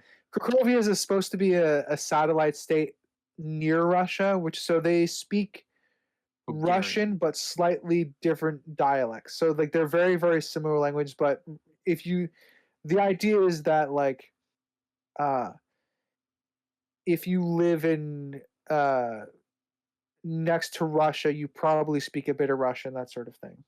Yeah, what I picked up from the fact check, I believe, was that Tom Hanks went with a Bulgor, yeah, Bulgorian. That's not how you pronounce it. Bulgorian. Bulgarian? Bulgarian. Thank you, jeez Louise. Bulgarian accent, due to his grandfather being related. Something of like a family inheritance is why he chose that dialect to go with. Interesting. Okay. and because they aren't exact uh, doing Russian, they're not even close to the same words, father and goat, like not even remotely Yeah. close. So So he's yeah, he's he's lying. absolutely stretching the truth because there's no interpreter. So Yeah, very smart scene though. oh Like Yeah, you yeah, pointed out, very good. Crimson, the blue sheet. Because what else is he's gonna try to read everything he can, right? yeah, he's got all the time in the Yeah. world here. The one I thing that guess. did date the movie for me just a little bit, Borders. Oh, Oh, the Just the a little film. store. bit. Yeah, the bookstore. I remember Borders. Good times. Yeah, Back when Whoppers used to cost 75 cents. yeah. 74 cents for a cheeseburger. We don't know how much that Whopper cost. Is it in his character to not keep the change? Bum, bum, bum. The biggest No, question. He needs that no. money. For 2 cents, and how easy it is to get the 75, I think it's fine. It also gives a little niceness to himself. and not to be petty of like I need those 2 cents. Well, I think keeping your change isn't petty. I think that's Well, no. But if they like forgot the penny or something, he goes, no. I need my my 2 pennies. he's just a desperate guy. He doesn't have anything. But it was a joking No. point. I don't really have a opinion on it. I think it's speaking of joking point, good segue there. Being a listed comedy, what was your favorite joke in the movie? This is listed as a comedy, huh? This is listed as a romance comedy, as a rom-com, Yeah. from what I found. I didn't really find it all that funny. I found some situational humor's funny, but I don't think they were explicitly jokes. They're just things I found funny. I have to think about it. Do you have an answer to that question, Springs?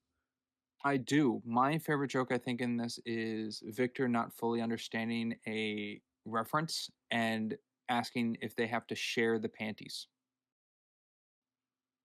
Yeah, instead of Cher, the singer. Yeah. That was amusing. I do like the janitor watching people slip. That's probably up there. Mine is the construction boss. I can't ask him what he's doing. Oh, I'm sorry. supposed to tell him what he's Retract my statement. That is the funniest thing. doing. Which Okay. leads into once again, I can't tell if it's an objective or subjective. Maybe you guys can teeter me, but the lack of a Harry presence. Harry's name dropped a couple times. That to me is an objective nitpick because he says pull him off of Harry's team and put him on mine. If they went for Harry's team, they wouldn't have found him. Exactly. So then they would have not known where he came from or what he's doing, and they would not allow him to continue.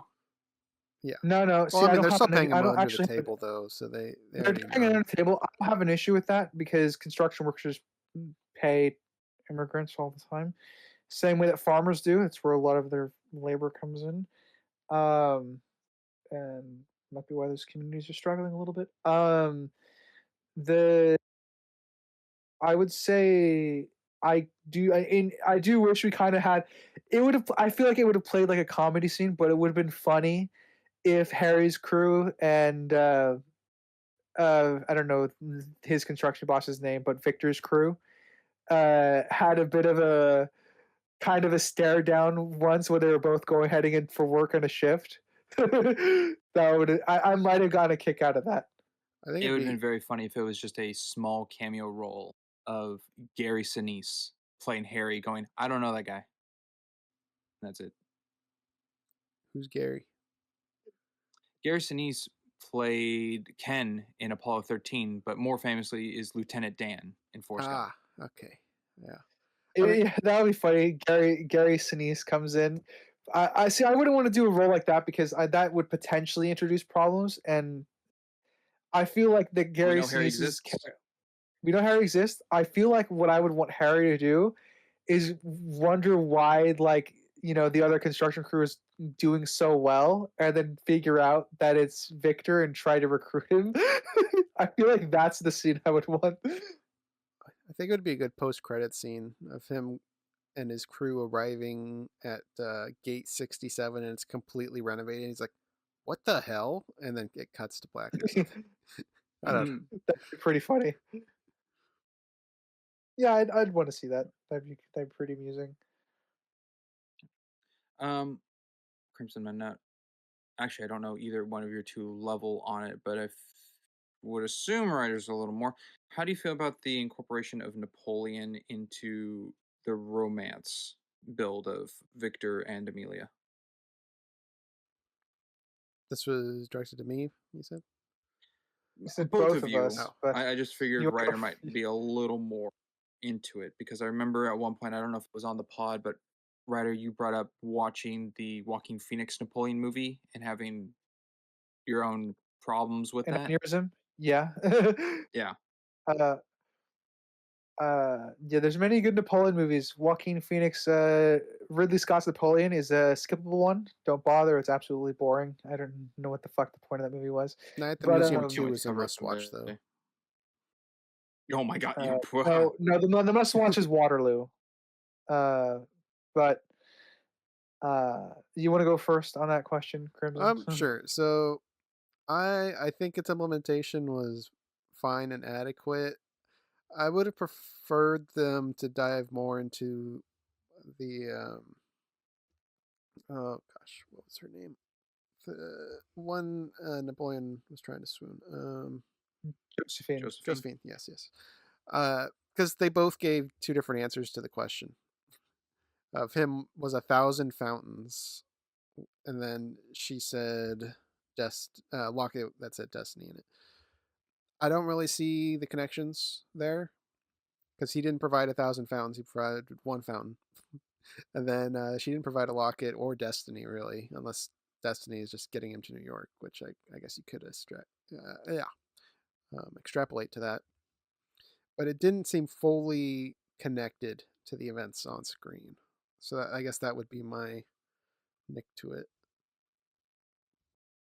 Uh, Napoleon's romance with Josephine is entirely foreshadowing for Victor's relationship with Amelia.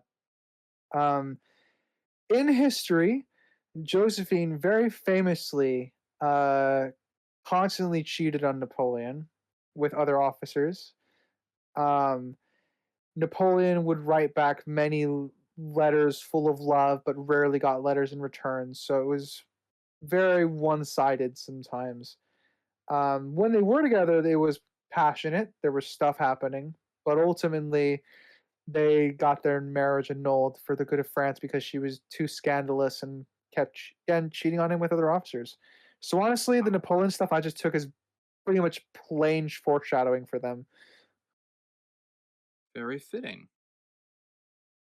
But so as far as its incorporation of the film, having viewed it mostly as foreshadowing for them, I am perfectly fine with it. I think for the it's a I expect most people don't know as much about history in that vein as nerds like me might. Um, so they could have incorporated it a little better. But if you know the history, I think it's a great addition. This Gotcha. does not Because raise. This does not raise as many questions as Monsignor Wicks does for Oh, me. okay. I'm like I did not know that much of Napoleon, so I did not get that connection between Napoleon and Josephine, and I pretty cool how it's incorporated then. Yeah, Which is a little more sickening on Amelia since she's a big fan of Napoleon, so she would know that more than Victor would. she's his Josephine. Life imitates Yeah. art. And Yeah. maybe that's why she likes Napoleon in the same way that Josephine does. Like, because Josephine did love Napoleon, but that didn't really stop her. Yeah. I mean, I did like the little kind of build up of them in Borders to then get to the conversation they have outside where she thinks she's poisonous, and Victor responds with, "No, you're not sick or poisonous. You're just foresighted," which is their It's a explanation of Napoleon. But in that yeah, instance, it puts Amelia in the Napoleon shoes, when in the film, it's putting her in the Josephine position. yeah. Like I said, it's not implemented perfectly, but I think generally speaking, it is implemented well. Um, Yeah. some Crimson. something that once again maybe I've missed or forgot about, but the 15-minute free call that he gets, it never gets used. I don't know why it doesn't get used because he eventually does learn English. So that feels like an absent thing of him calling his family or whatever. He was going to call somebody with that. We don't know who, but he's going to call somebody, and it never comes into play. Not in the film. No. And as you've talked about, I think it was shoot, I don't remember which thing we talked about, but it was mentioned at some point that you don't like useless things in films, and I think the phone ultimately ends up being useless. I don't like scenes being pointless, which I brought up. Like a whole implementation of a scene to just not have any weight to it. To me, the phone thing and asking for help was the weight of how isolated he is in a place that's crowded and full of people. Okay, but I'm talking about the actual tool, I guess, Yes, of the phone. being that it isn't like the vouchers and gets blown away or picked up as trash where it's just gone and we know he has it but doesn't use it, I can put that as a nitpick because it's something on him. And I will put it as a nitpick being that it is in the movie and that's what we see in the movie. I won't have it higher though because of the deleted scene where that was implemented as an idea and they decided to go against it. So that was all filmed and shot. They just edited it out. What do you think, Ryder? I was dwelling on it. Yeah. Yeah, run it by me again, because I sometimes I need to get my mind straight again. So He on screen with the final product is not shown to use his 15-minute phone call when he eventually learns English, which I just struggled to say right there. And we do not see that 15-minute phone call voucher get thrown away or blown away or anything like that. But from the facts, we know it was a recorded and filmed scene, but Steven Spielberg decided to edit it out because connection possibly to E.T. You see that scene, the edited out being phone home stuff, is him asking to figure it out, right?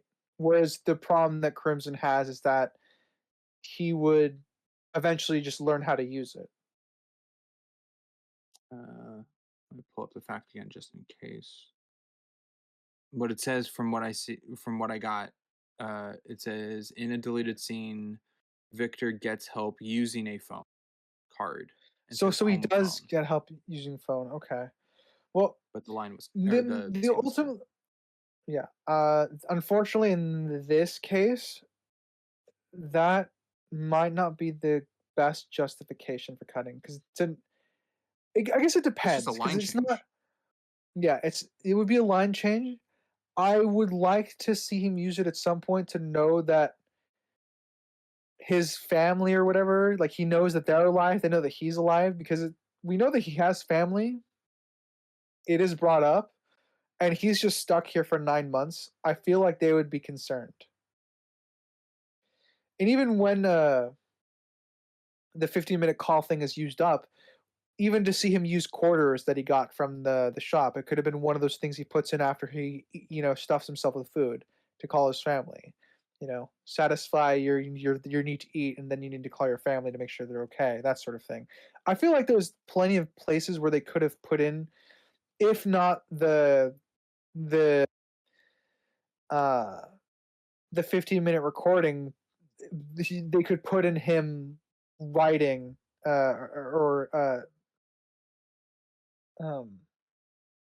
they could put in him making the call home because they do establish he has a family. So I feel like it is something that's definitely absent in the film. It's not. It's a nitpick for me overall when it comes to that. But okay. In terms of portrayal, I'm not on. I don't think the 15-minute card not being used is necessarily an issue. They're not necessarily a nitpick, but I do have a nitpick with the fact that we don't. That art is left open-ended, and they bring it up.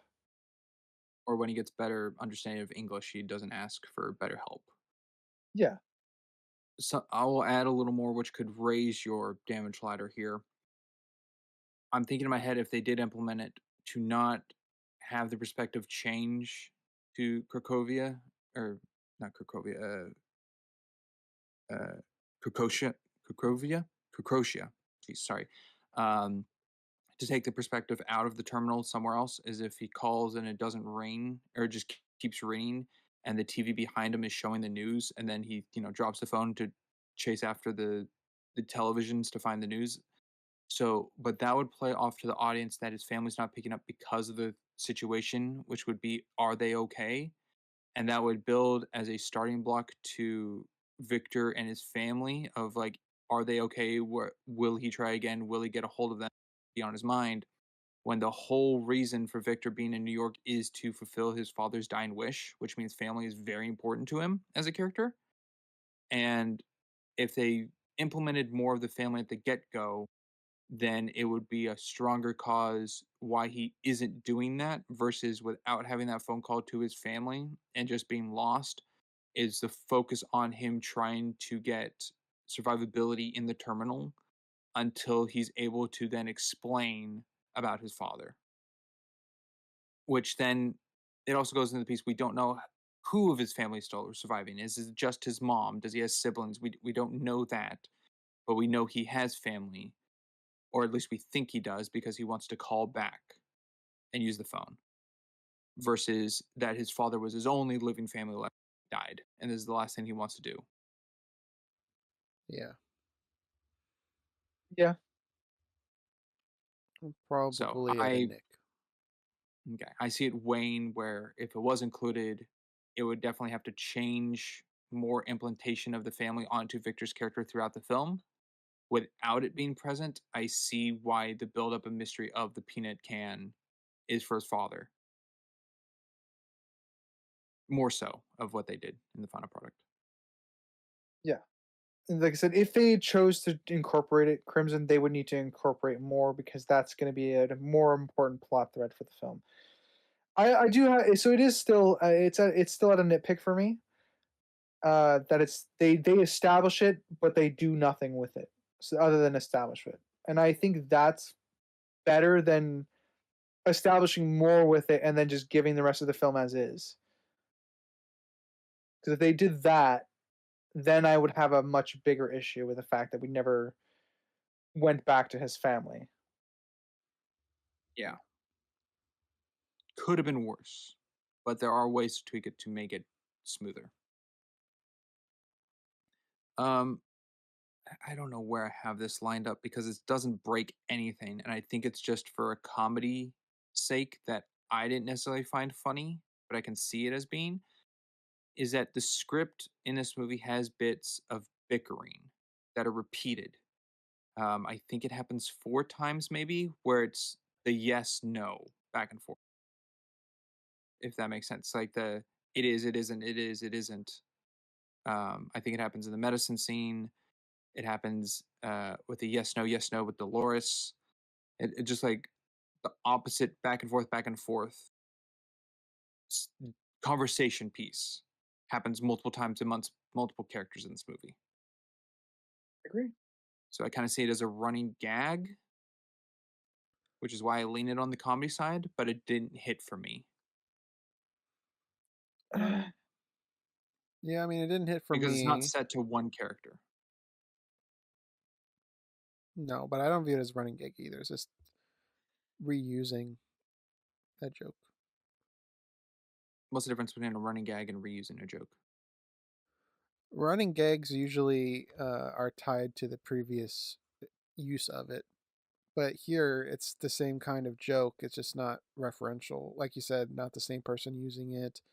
It's not within the same context of the scene being used. It's just the same kind of joke used again. Okay. Thank you for that clarification. Mm-hmm. Then yeah.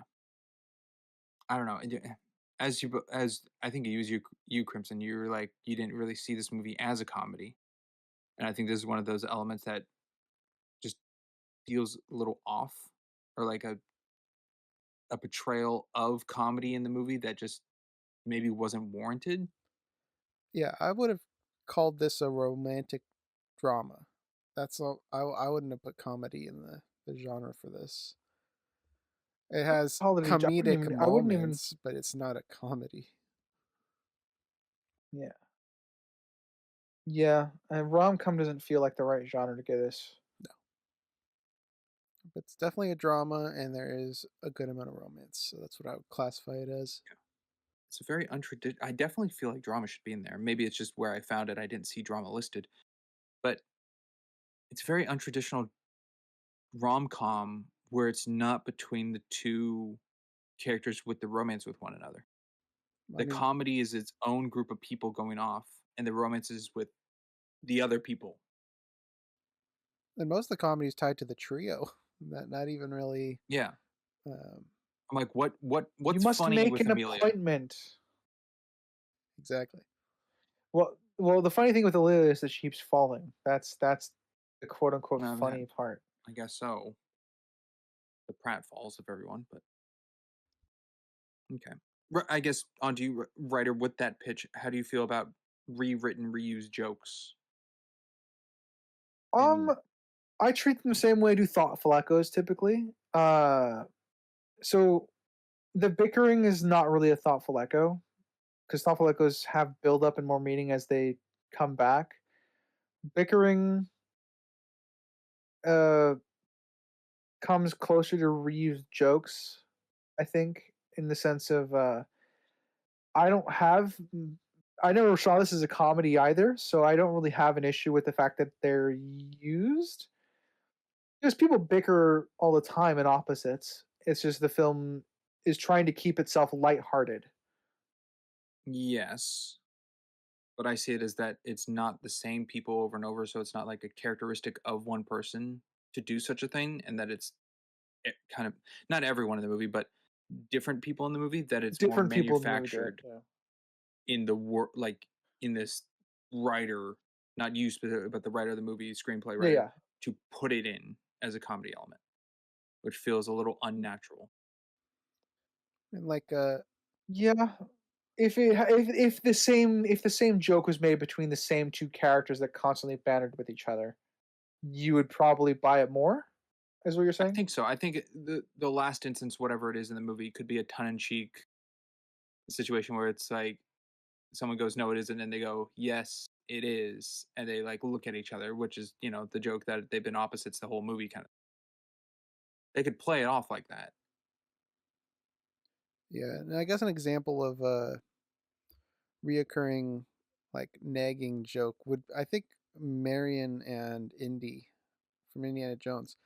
Their bickering is comedic, and then when Crystal Skull comes around and they get reunited, it's kind of like a continued payoff of that same joke of them bickering, like in the back of the truck before the whole monkey swinging scenes. If anybody remembers that movie and didn't block it out of their memories, uh, What movie? Yeah, I know. I exactly. listen. There's a fourth movie, just not a fifth one. I agree. Sure. So I think that would be a good example of how to utilize the nagging trait. Is it progresses a relationship dynamic. In this, there is no such. I gotta clarify that was a joke, audience. I still hate the fourth one. um, You dislike Dial of Destiny, but at least acknowledges its existence. uh, well, I do think Crystal Skull is better than Dial of Destiny, but it's not a high Okay. bar. End of conversation. It is not a high margin, sir. We're talking low tier stuff. We'll save that for an uh, Indiana Jones season where we can talk about how Indy Yeah. was completely destroyed in Dial of Destiny. Yeah, one of my hot takes. absolutely. It sounds like it's going to be. Oh, I've said it to uh, the two of you, but I'll keep it secret. Hoo-hoo. yeah, for Secret, the secret. audience. I won't even reveal it to the audience. They could probably deduce it from our conversation, to be fair. I will jump to I like that when it's super bright out, like the sun is shining down on Victor, when his airport friends come to tell him that the war is over in his country. Oh yeah, yeah. It's such a like nice scene that his best friends, within the context of this film, come to him to give him the good news, and they immediately all go out and party. Got like that heavenly glow behind them as they deliver the message. Yeah. Yeah, it's definitely cheesy, but I definitely have to admit I enjoyed it because they're happy for him. They're his friends. No, yeah, you see him every day, so Did Victor um get with her that night? oh, with Amelia? Yeah, because you end with What them do you think? kissing, and then it's established that she likes to sleep around. What do Um, you think? I'm leaning yes, Oh. and I'm that leaning he woke up with yes her gone. because But I would have liked to have I'm him leaning yes acknowledge they it. got together. Yeah, I'm leaning yes they got together. I feel like we time jumped to when the war was over. So it could have been days because since that kiss. Very well, could have. yeah, the reason I lean that it happened is because she returns with the visa. True. She would have Like, they needed come time from to. that celebration, he gets a visa during the celebration, so I Yeah. feel like we did a time jump there. Yeah, that's true. That would have had to have been a time jump. I know you're not going to like my answer, but I lean on maybe. You're right. I don't. I don't like that That answer. mean I What? mean, No. the maybe makes it worse, so I guess explain the maybe part for the other side. I can see that at the point of a kiss and who Amelia is as a character stating she would totally be fine going all the way situation. Victor, I don't know if he would, being that this is a quote unquote like a first date and how reserved he is around her. I mean, okay, to play this scenario out right, maybe they had a romantic morning after they got together, and then she just had to leave again because that's her job. She's still a flight attendant. She can't. Yeah, She yeah. might. So when she rolls up again during the celebration, that's a happy moment for him because oh yeah, Amelia's here too now. I can celebrate with her. So I don't know. I it's ambiguous enough for me to infer that there was a time skip because I think that's better for the film because otherwise the the morning after becomes a little bit more relevant. Okay. I do lean with the pitch that you gave Ryder that it is a time jump. Okay. That makes more sense to me than Amelia being up all night, sneaking away, getting that visa in the middle of the night to then come back to the airport where Victor's celebrating. And Victor doesn't question where she is when he wakes up either. So I think that lines up better. Just to check, being that it's been popcorn, I've been all over looking. Fairly low. Ooh, That's a good fairly low question. from Crimson. I'll give a scan. I could probably pull out 3 more if I need to at least, but I'll give it a scan. Okay. I'm not one who usually would identify this, I suppose, but it just seemed so uh, edited in, I guess is the great way to phrase it, because it doesn't really contribute much other than like a small joke.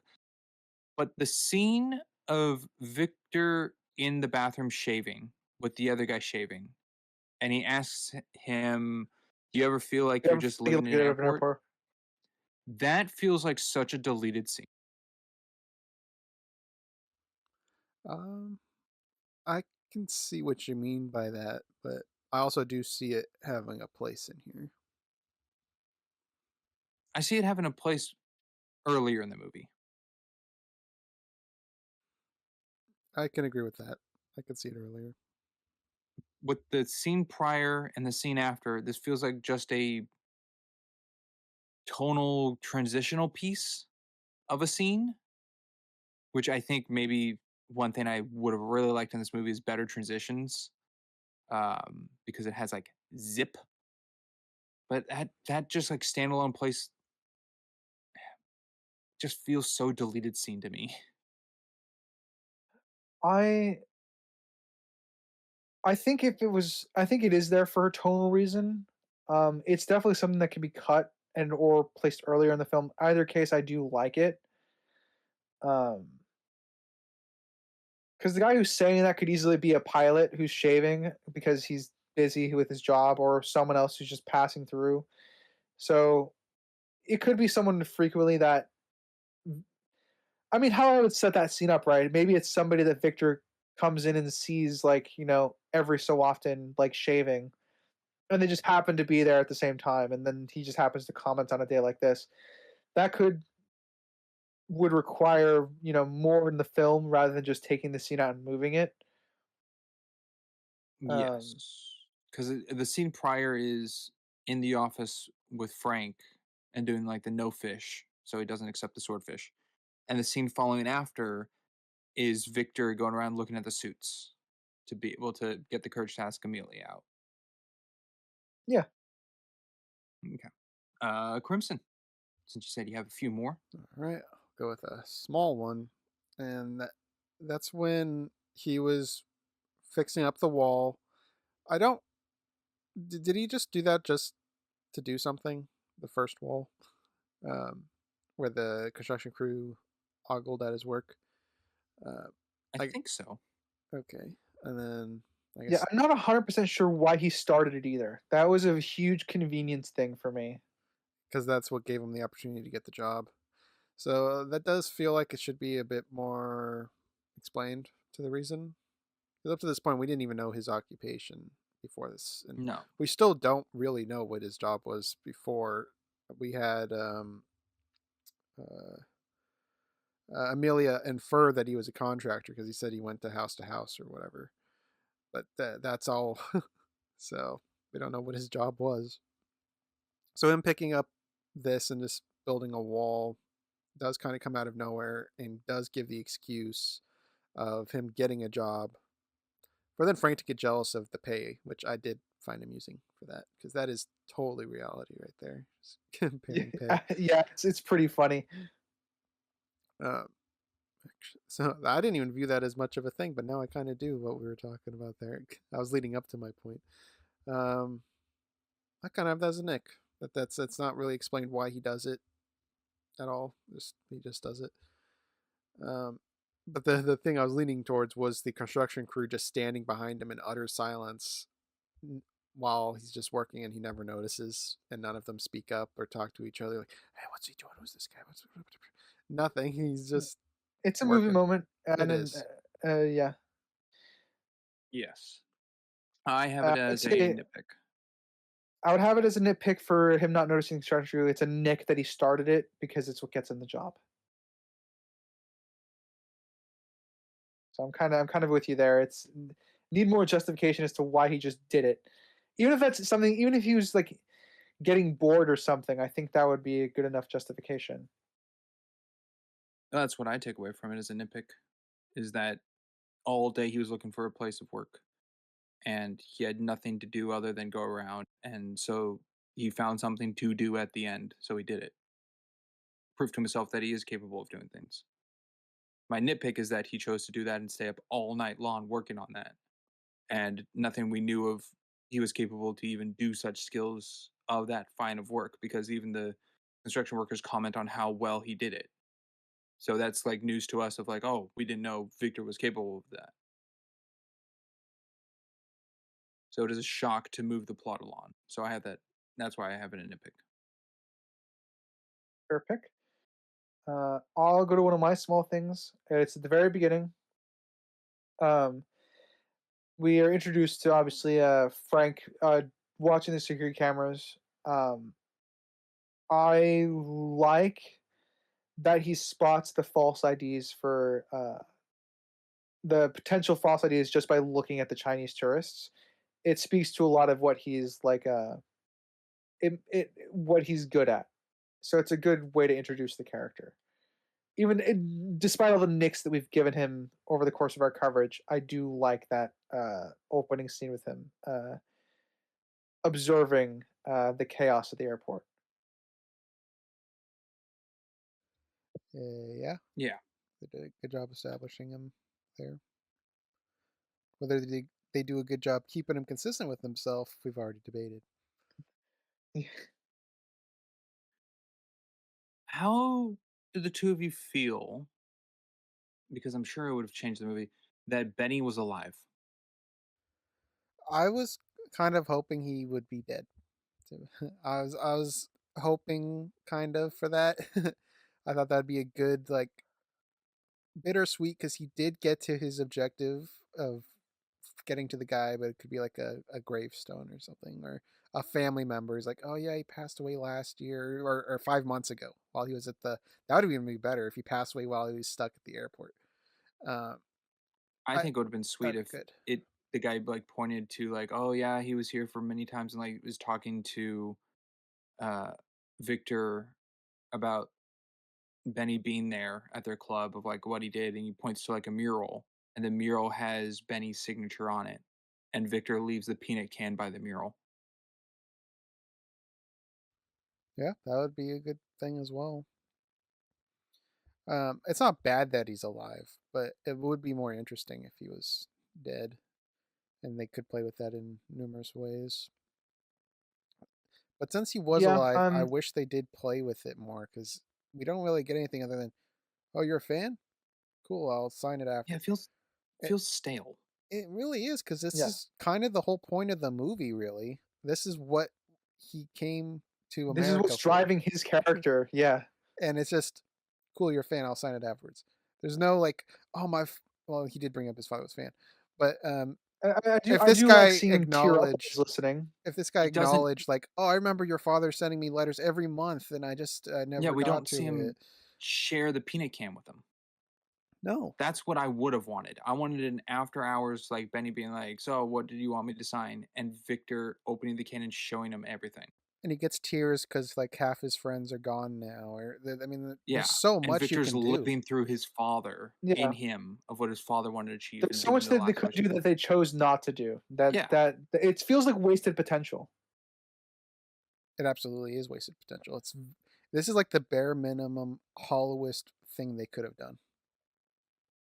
For an ending. I don't know what else they For an could have ending. done more lackluster than this for this build up that they set. If the guy just said, "Oh yeah, I don't know who that is," and Victor goes, "Thank you," and walks out and realizes, "Oh yeah, he doesn't know where Benny is, how to do Benny, so he just goes home." I guess it's a little different, but yeah. uh, man, That would actually no, that would result to a bad ending. I it would. think that wouldn't just be bland. That would be bad. Yeah. Getting some closure, and even if you knew the singer was dead or something like that, I or think the maybe the mural singer. idea might be a little better than what was in the movie. Yeah, mural. Yeah, mural idea is better. I think. Well, I think both you guys have pitched better ideas than what was in the film. Oh, the sit down talk was what was needed, or maybe not wanted, because I think the ending's still fine. It would be better than what we But have. absolutely, Needed, Yeah. wanted, The whatever. the It's better than the what we thing have. I like about the scene is that he's tearing up listening to the music because we don't really get. We don't really know if um, Victor himself is a fan of jazz, but we hear him tear up while he's listening to the music, knowing yeah. this is what his father loved. Well, was he So playing again, jazz when he was like doing that wall by I himself was about all to night ask long? that. That was their opportunity to play jazz music. I don't think they did. That I should think have it's. been jazz. I thought they did play jazz, but then again, I was more focused on Tom Hanks's acting. So Yeah, I may have missed the detail. So are we? It kind of sounds like, are we all in agreement that the ending was fine, just like okay? I yeah, feel like that's it's. not We even all wanted it fair. to be I better. feel like it's below fine. It's not bad, but I'm at the bottom. If I'm going to give it a number, it's at the bottom end of my average scale, being a 4. It's not. It's a little below mid tier for me. Oh, okay. The ending for me is a 6. yeah, I probably have this 4.5 range. It's so bare minimum, which I think Not applying an objective undermines the scale to that. entire Just a movie. general number. Yeah, Yes, which just undermines given the everything. ending. You know what? You convinced me. 5.5. I mean the scene of him talking to Amelia or yeah whatever her name was um, is more emotional than this, and this is supposed to be the big emotional payoff. Bonkers. Yeah, I suppose so. It's not just a romance of Victor and Amelia or Dolores and Enrique. It's also a love of Victor and his dad, or his dad Yeah, and music. and it got sidelined. And if, do you think this movie was doing too much? Get rid of the Enrique romance. Build this up better. Boom. Problem solved. That's not problem solved, but I do think it. I mean, like I said, I felt like it was directionless, aimless. It was just trying to fill in airport stuff. So I do think it was trying to do too much that isn't really connected to each other all that much. Okay. Well, what's the answer to Considering your this is the question? payoff of the film, I think more would be better. Yeah. What was that, Crimson? What was the answer to your own question? I'm gonna need a. What did I ask? Sorry, uh, we did a lot of things. well, what you just asked now of is the movie trying to do too much? Oh, is there too much? Is there too much? Sorry, thank you. Um, ah, no, I don't think there's too much in the movie. I think it's what I brought up earlier, where some scenes had more fluff or more in them that I don't think You know, needed that much, and that fluff and time could have been implemented to strengthen faster paced scenes. in a weird way, my how I view this film is this film needed another 20 minutes to flush out the peanut can, the Enrique romance, and other things. More time to flush those out, or it needed to, cut down on the fluff. Cut out the Enrique romance to give the peanut more significance, the peanut jar more significance, and Benny's scene more significance at the end. There, that's kind of where I'm at with this film. Is they need to cut out some of the side character stuff in order to enrich the points of the ending, uh, or they would need to add more time in to flush everything out. It's kind of where I'm at with in terms of the film needing to do too much with its time frame. Its pacing's off. Bit, yeah, but in terms of film doing too much, I don't think it's. I think it's fine. It's everything that's doing is fine. It just needs more time to flesh all the stuff it's doing out, or it needs to cut down. So, I guess within the time frame that we have for this film, I guess it is trying to do much. I guess that's where I'm going to land on that. It's not like horrendous or anything, but it's just noticeable. It's noticeable to see what it could have been, the betterment. Yeah. Like Scooby Doo Alien Invaders or Alien Invasion or whatever with Daphne. So much potential. Absolutely. Crimson, that was your plug. Oh, go check out our coverage of not just There we Alien go. Invaders, but all of the Scooby Doo season because it was all good. There we go. That's Don't what watch you do. Velma Okay. season 2 though. Don't watch Velma season 1. Coverage of it. Just don't watch Velma. Watch our coverage of Velma. We suffered so you didn't have to. You know what? I'll even say you don't have to. No. Distance yourself. Ryder, I don't know how many you had left, but let's go to Crimson for another one. Okay, yeah. All right. There was a mention of a betting pool of when he was gonna leave the airport. This is more subjective. I do wish there was some conclusion to that because it is mentioned, but it doesn't come back at all later. Yeah, we don't know what day he actually left, do we? No, I don't. Well, no. Actually, Do yeah, you see the we don't date see the on the paper. green stamp? No, I don't think so. It's just her reading it and then saying, "Oh, you need a signature." We don't actually get to see what's Yeah. on the paper. We know it's winter. Yeah, but it's also New York where winter's kind of Yeah. long. And what do you say his name was? Thurman? Thurman. Thurman. Thank you. Thurman's date was January 3rd, which would almost be pushing the year of his arrival of the 16th. Yeah, and it would be snowing probably during that time in New York. So if we had in the background of them, kind of like Fred and George and their bit, exchanging money behind or something, I think that would be something to at least acknowledge that it happened. Like when Frank was outside seeing him drive off, the two cops behind him, or officers, or whatever you want to call them, just trade money. Like, ooh. It'd be a background detail, nothing to really focus on, but would wrap it up. Yeah. I'll go Valid. to a little detail. Actually, this might be my last point to make, so I think we'll do one more point all around. Kind of Oh thing. boy, now I have to Since pick. we're getting low. Sorry, Ryder. Actually, you know what, Ryder? You go first. So you Okay. get two.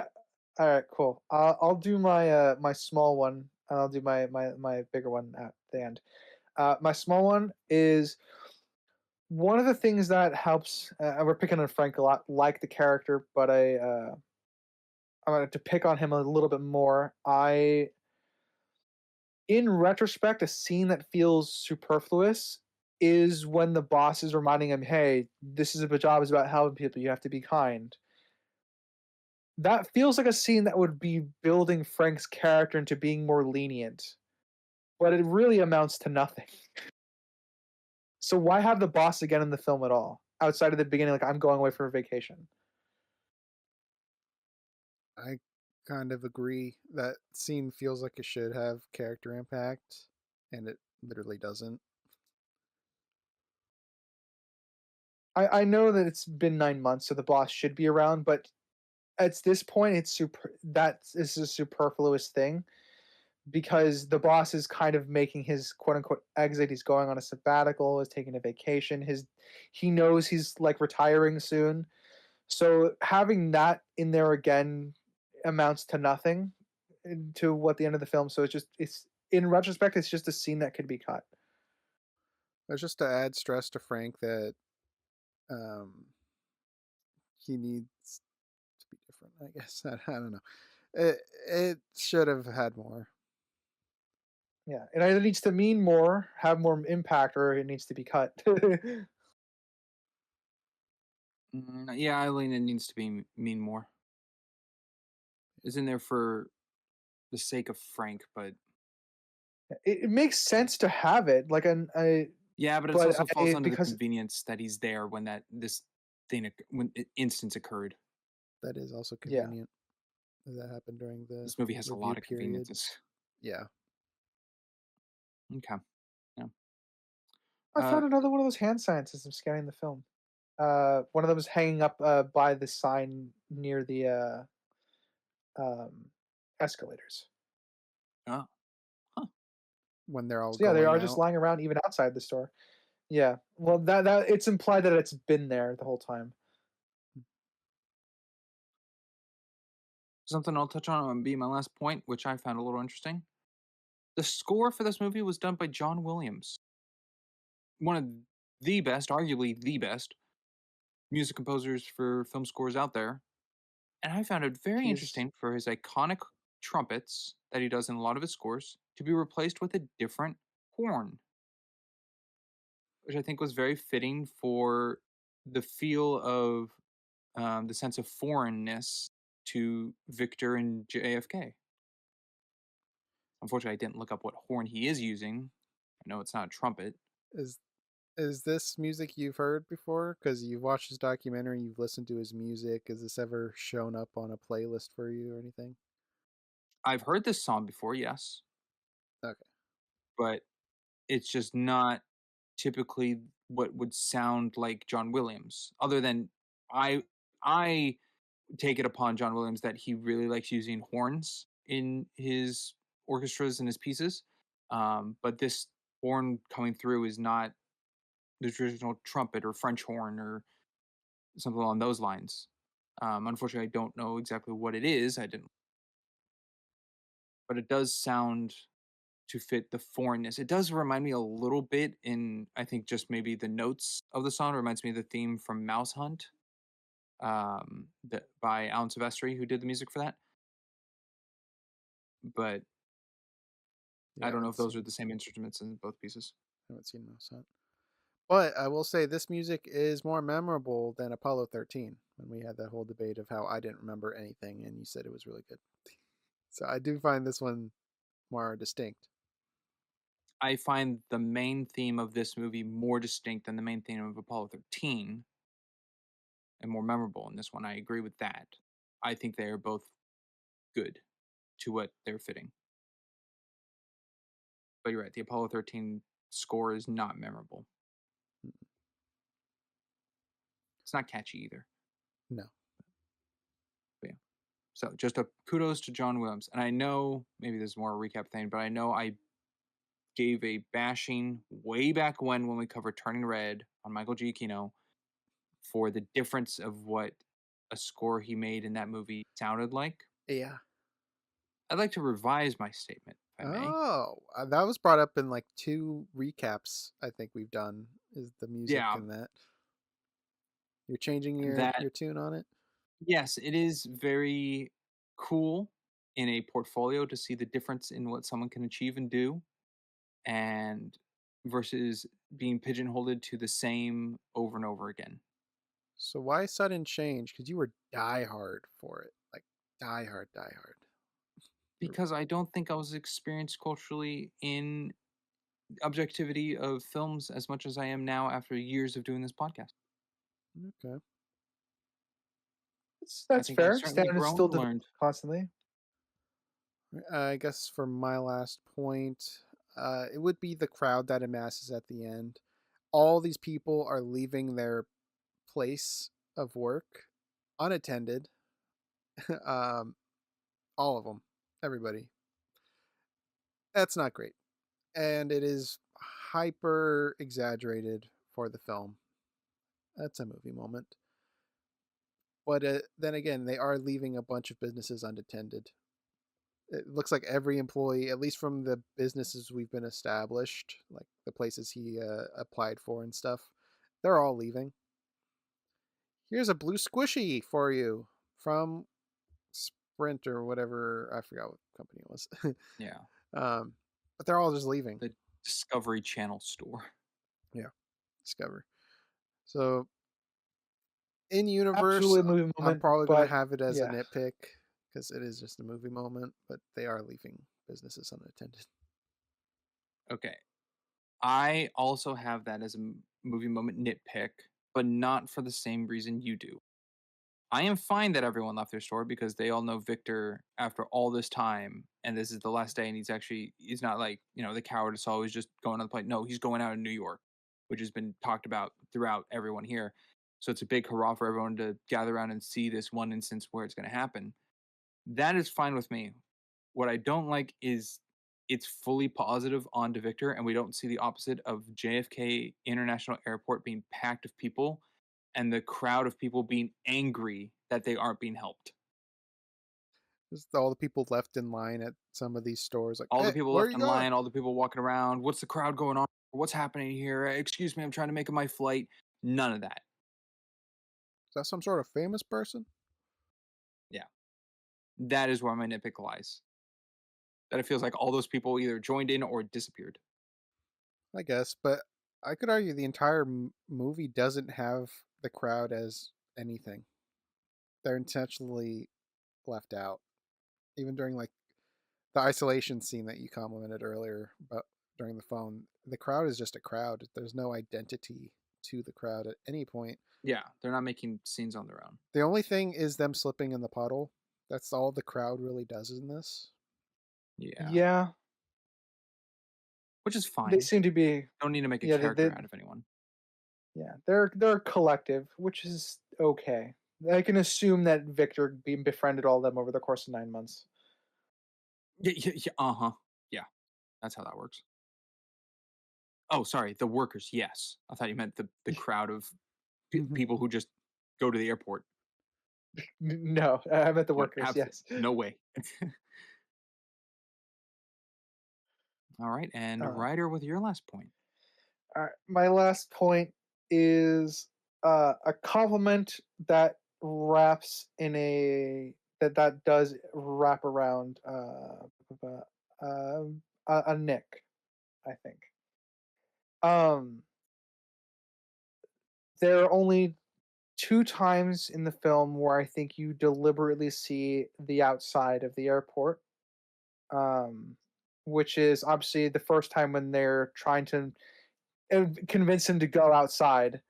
And you can see him peer through the doors. You can see the buildings on the other side of the street and stuff like that. And you can see the outside from where he's standing indoors. But you don't see it again until he makes his journey to go outside, and you follow him out the doors. Um, and it's I think it's one of the strengths of the film that you spend most like you rarely see beyond those doors because everything is set inside. Like there's no shot of him like looking longingly out those doors because it's just that's not where he's living. So I think it's a it's a strength of the film that it's contained, and the filmography kind of shows that.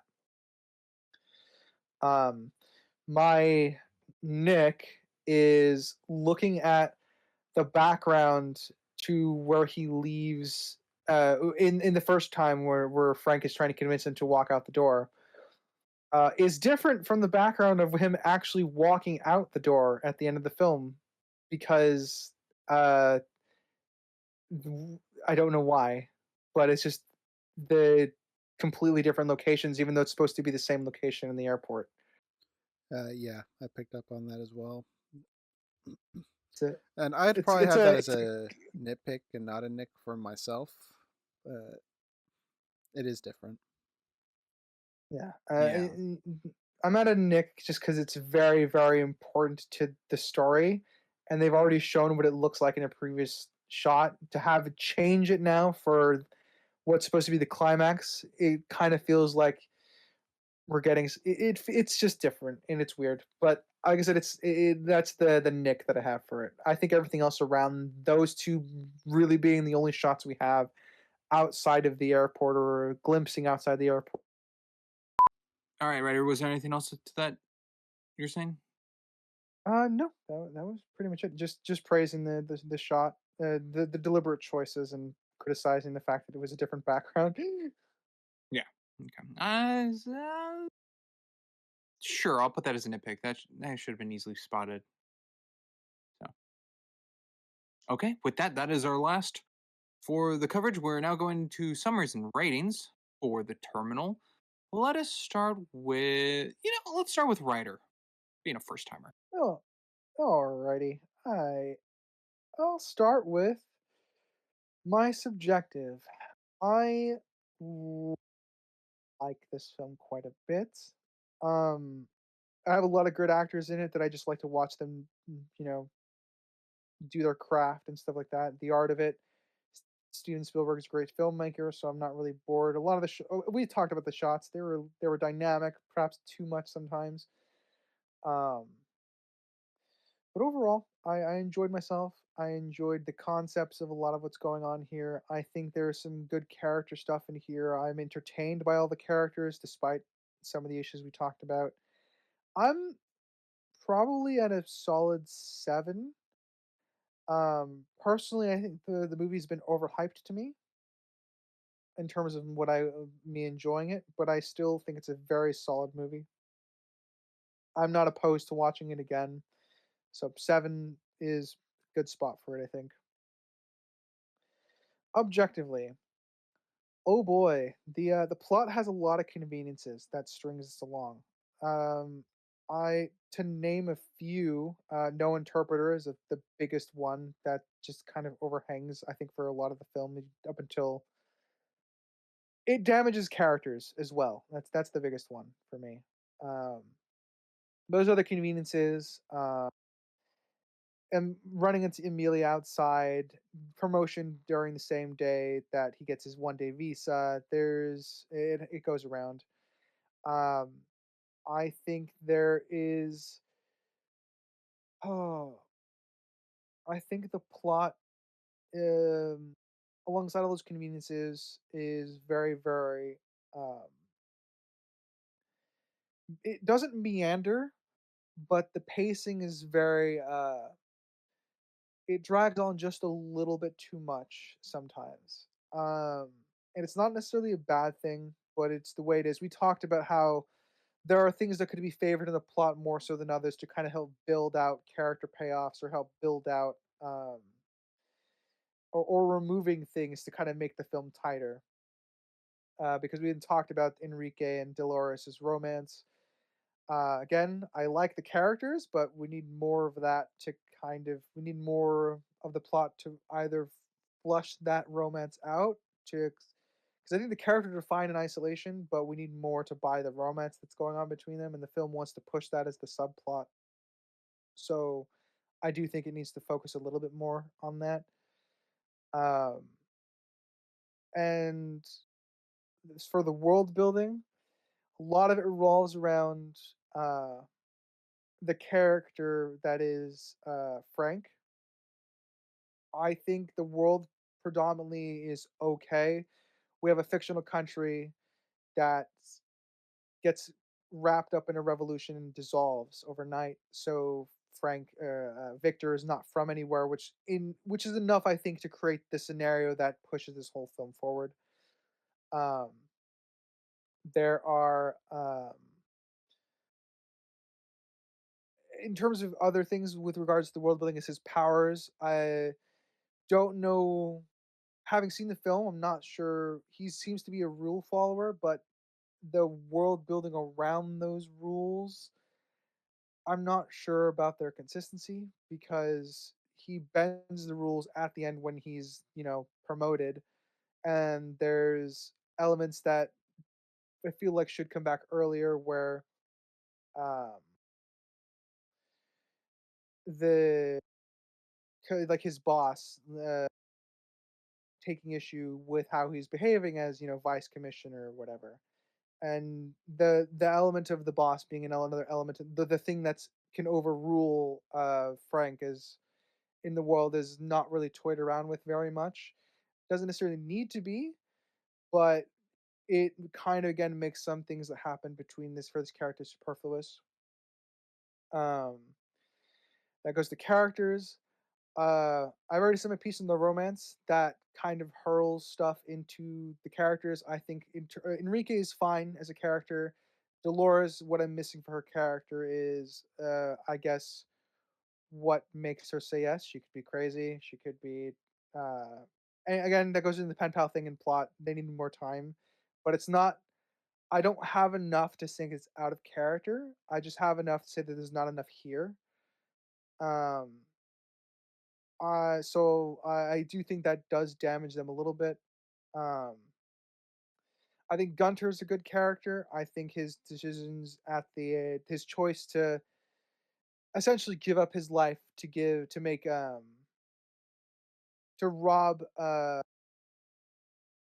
Victor his rob Victor of his excuse to not go into New York. I think is very very powerful. I like this that he's probably the one that got the hold of all the hand posters because he's the janitor and has to replace all the trash. So he saw them and just took them out of the trash and gave and handed them out. That makes sense to me.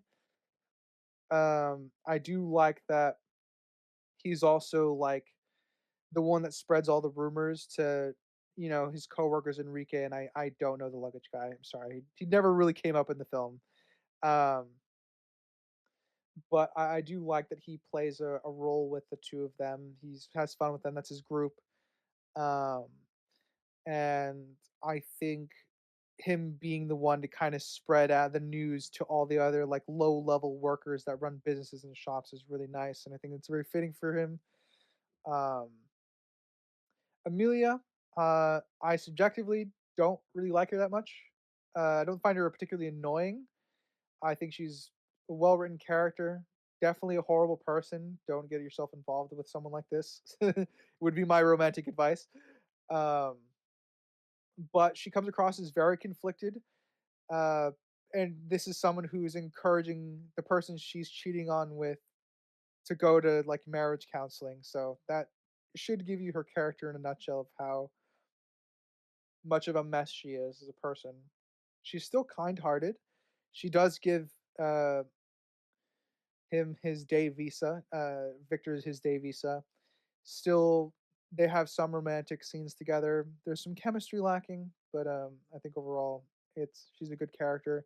Don't have very many nicks for her. Victor, my nicks for him have to do with choices he makes. Like I don't know why he started. We talked about it. I don't know why he decided to build a wall or redo a wall. Like good for him. It gets him a job though, which is convenience on convenience. Um, so something a little more to explain that would be nice. And there are things like that littered throughout the film, just in regards to how his character functions. I think overall, by the end, the character that walks out of this with the most damage is probably Frank. I'm not going to restate everything that we've gone over, but I do think there are parts of him where that are definitely the nicks in his character add up. Um, So overall, objectively, I think I'm at a 6.5. I There's a lot of conveniences that drive this film forward and a lot of character problems. I think it's a very well crafted film. Um, but in terms of the writing, could be stronger. Okie dokie. Let's go to Crimson next. Okie dokie. I will start with my subjective. I will say both my scores did change, subjective and objective. Subjective being it changed from the first time I saw this. When I first saw this, I had it at a 7. It was a thoroughly enjoyable film at the time. Now I don't know. I'm at a 6.5. It's still an okay movie, but it's not a 7 to me anymore. It's like the trio. I didn't get too much enjoyment out of their interactions outside of the janitor. I thought the janitor was pretty funny with the mopping the wet spot all the time to see people trip. I enjoyed his payoff going to the plane, but Enrique's whole romance and luggage guy just being a good friend, I guess, doesn't really do anything for me. And they're a fair amount of the film, their involvement. Um, and then just the ending with Frank is kind of just a wet blanket for me. That's kind of the biggest hit. So I'm at a 6.5. It's an okay movie.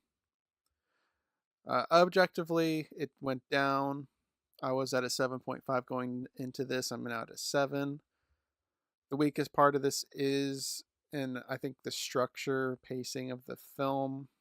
Um, I think most other elements are pretty solid. I think the music fits. I think all the actors do a great job. I think the best acting moment would probably be Catherine Zeta-Jones. I think during the whole Peanuts can part, I think she did very well there. But I think everyone did a good job. Um, the whole airport looked good, set design wise, and just all that stuff's solid. I think Frank, as Ryder said, took some hits here and there. He was well established in the beginning, but because they so developed him so well in the beginning, anytime he wavered, it seemed obvious, at least to me. Um, so the ending where he's just screaming, kicking at his chair that Thurman gave him his jacket, and then he runs out. He's like, "All right, time for work." I don't think they justified that turn for him. The ending with Ben or Benjamin, the jazz guy, we talked about far better alternatives than what we actually got, and what we got is just barely serviceable. The whole film built up to this moment, and they didn't do anything emotional. There's no real emotional payoff. You got Tom Hanks kind of emotional during the music, and that's it. There should have been a sit down through all the autographs, the can, but it wasn't there. So it was not a good payoff. And then it's littered by conveniences. So that is where I'll leave it at. All right. So it sounds like on a second viewing, the movie got a little worse. Yeah, it did for me, yeah. Okay. I will start with my subjective. I I went to log this on my letterbox, and I noticed that when I logged it back in 2022, I had this as an 8 out of 10, and I went, hmm, I must have been a different man back then because I have it now at a 6.5. I think it's fine. I think it's a fine, good movie. It's not great. Um, I think it's the pace or just like the comedy aspect isn't really funny or care, but it is entertaining and there is no boring bits. Um, I guess kudos to Spielberg for that. He can achieve it. But I would not probably put this in my top 10 favorite Spielberg movies. But then again, I know a couple that are definitely below this. So it's fine. It's good. Objectively, um, I don't want to really repeat. You two have said a lot. There's a lot of like good shots in this movie. I think the overall story premise is very interesting, but the fluff of it is fluff that can be trimmed. Um, the what was it? The pacing, and I don't think it's necessarily just on the editing. I think it's actually the written story pacing of this needs to be structured better, I think, for more hitting impacts and emotional gut punches and whatnot.